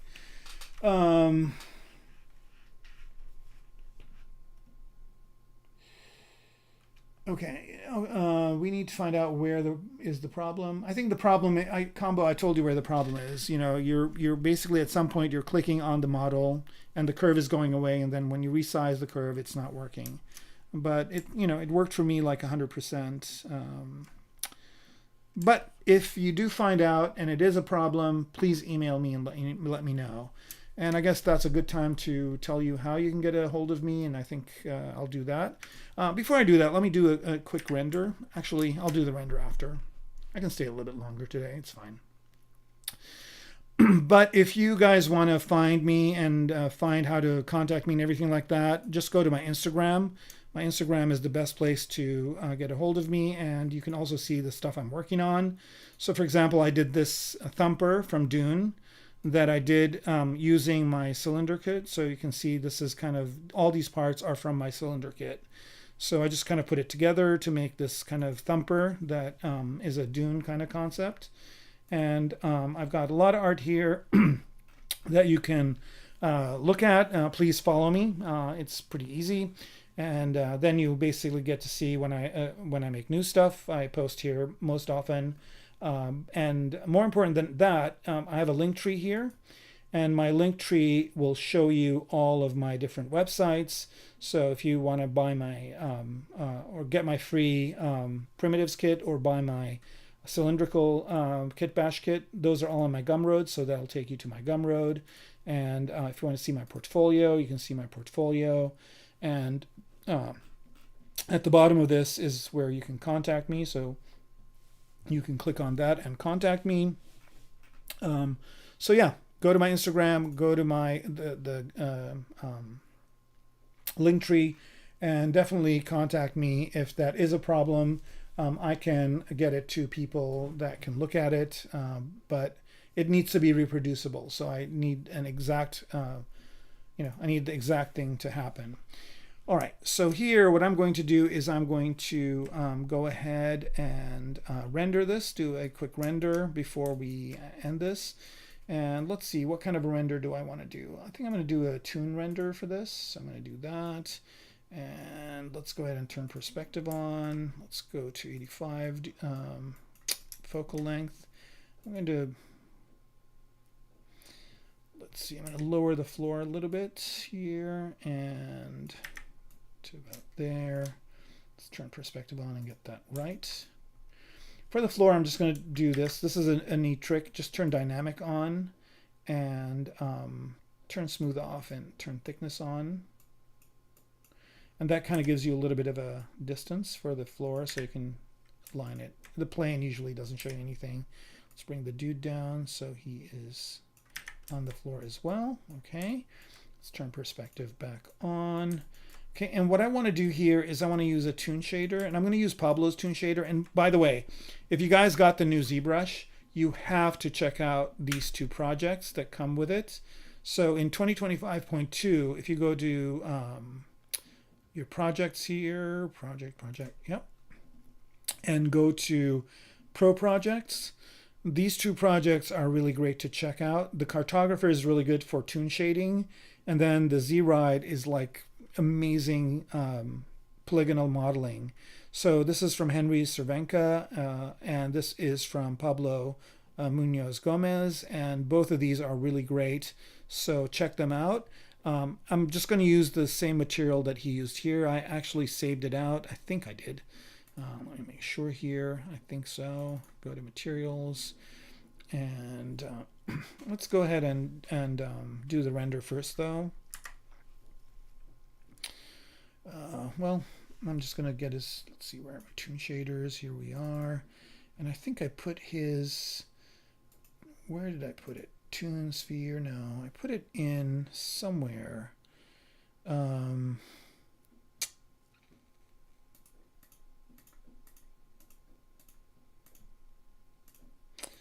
have a few of them. I think I put it under his, I've gotten his toon pack. Where is it? Super Comic. I think it's called Super Comic. I think it's this one. All right, so let's load that in. And also, I want to load his filter in as well. I think I saved that out also. I'm pretty sure I did. Let me make sure here. Yep. All right. And let's go ahead and hide this, and let's do the render. Actually, this guy here, I don't know what material he's got. Let's just add that material as well. Actually, I'm just going to do this real quick. Why? What is all this stuff here? I think I just figured out a problem that I will let them know about. Fill object. Okay. I think all of them have that object assigned to them. I'm actually going to do this real quick. This is a good one to know too. Like, I just want everything to be filled in with this white color and also the flat shading color, so that whatever material I choose will be the material that is used in all of them. So to do that, I'm just going to go ahead and go into Z plugins again and go to Subtool Master. Today I've used that in two different ways. It's a super useful plugin. Comes with ZBrush. So here I'm going to go to Subtool Master and I'm going to do Fill. And Material and Color, let's do both, and click OK, and that will basically go ahead and go through all your objects and fill them with that color and that material. And that's what's happening now, except there's a couple of them that didn't do it. So I think it's this one, and that's because it's got a mask, and it's this one because it's got a mask, and I'm going to do the same exact thing again. Hopefully this time it'll go through and do it. Yep. All right, good. There's one other thing here that's giving me a problem. This guy right here, is that masked? Solo.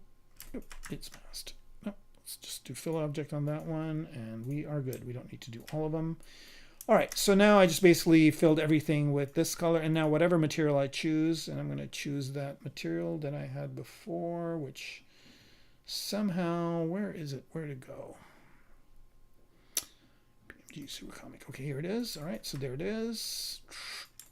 All right, and if I do a render, I should get something really good. Okay, yeah, that's good enough. Let's move the light. Now, the one reason this is a challenging material for me is because the shadows don't work right. And then I'm going to do a couple other things here too. I think this is not bad. I'm going to go ahead and go into the render here and BPR filters. And okay, so it's applying this texture. I don't really want that, so I'm going to turn that off. What's this one? Outline edge. Yeah, we want that one. What's this one? Outline cavity, sure, let's do that one too.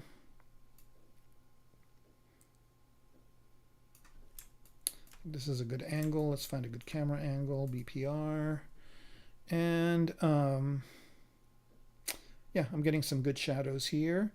And then you can kind of go through here, like what's this one? This one is displace. Yeah, that kind of makes the lines a little bit jaggy. I'm going to keep that one. Sharpen is good. Paint. I think paint, yeah, let's do it, why not? And then this one is texture overlay, and that puts these like weird dots on here. All right, and this is the texture that it puts on. So here I'm gonna go ahead and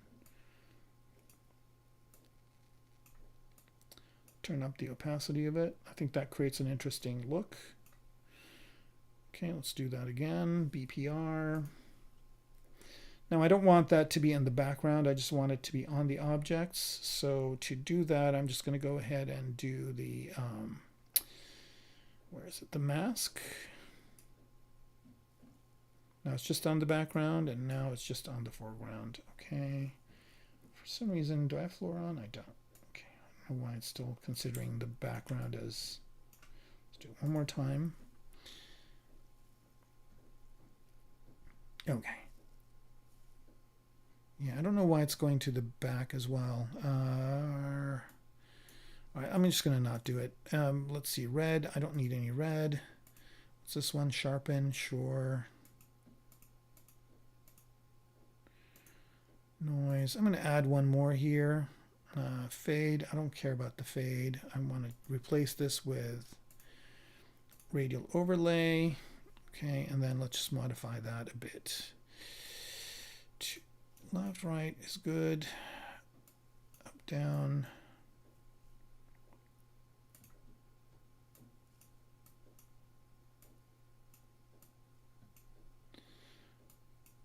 Let's make it smaller radius. And that's weird because it's just applying it. Okay, radial overlay. Pump up the opacity here. I'm just going to reset this filter. Okay, here we go. And now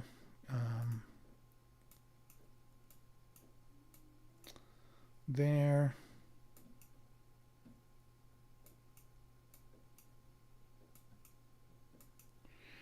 Okay, that's good. I'm just going to move this more to center, do another render.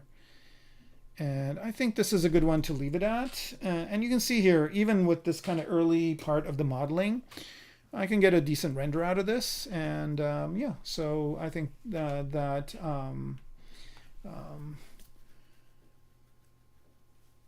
kind of combo found the problem, the order, and to increase and decrease where the decreasing the draw size, you need to scale up and down when you draw size brush is turned red and not when it's blue. Yes. Oh, you know what? That's a very, very good point. Yeah, because there's three when you do that, and let me just do that real quick because I think that's an important one for other people who aren't found this interesting. So if I go back to that brush, let me get out of this.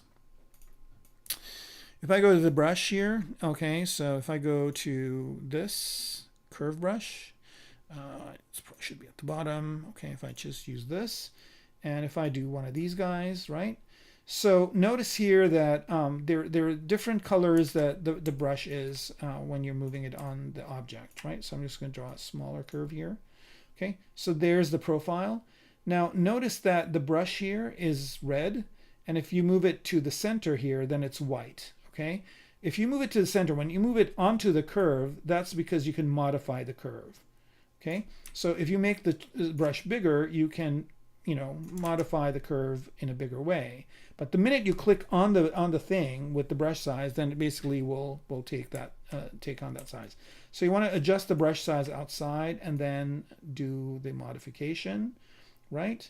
And so yeah, and then if you change it to be smaller, you click again, then it's smaller, right? But if you are here and you notice that the brush outline is white, okay, that basically means that you can change the curve and affect it with a bigger brush size.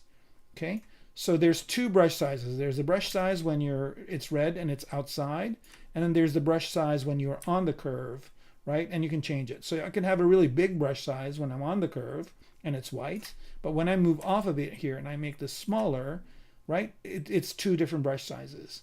So yeah, that is correct. That's a very, very good point, and thanks for bringing that up. And that basically will help everybody kind of not run into that problem. I thought you already knew that, so sorry that I didn't cover it. Okay, so here we go. Here we are. I'm going to do the render one more time and then call it a night. If you guys have any last minute questions, now is a good time to ask. Otherwise, I want to thank you all that stayed on and watched this live. Again, it's better if you watch it live because you can ask questions, you can interact, it makes it more fun for me. But if you're watching it after the fact, that's great too. And if you do and you like it, please drop a like and subscribe to the channel, because there's a lot of other great streamers on there as well. Okay? So happy Good Friday, happy Easter, happy Passover, happy whatever you know, holiday it is for you. Happy 420. And I guess I will see you all in a couple of weeks. Thanks for watching.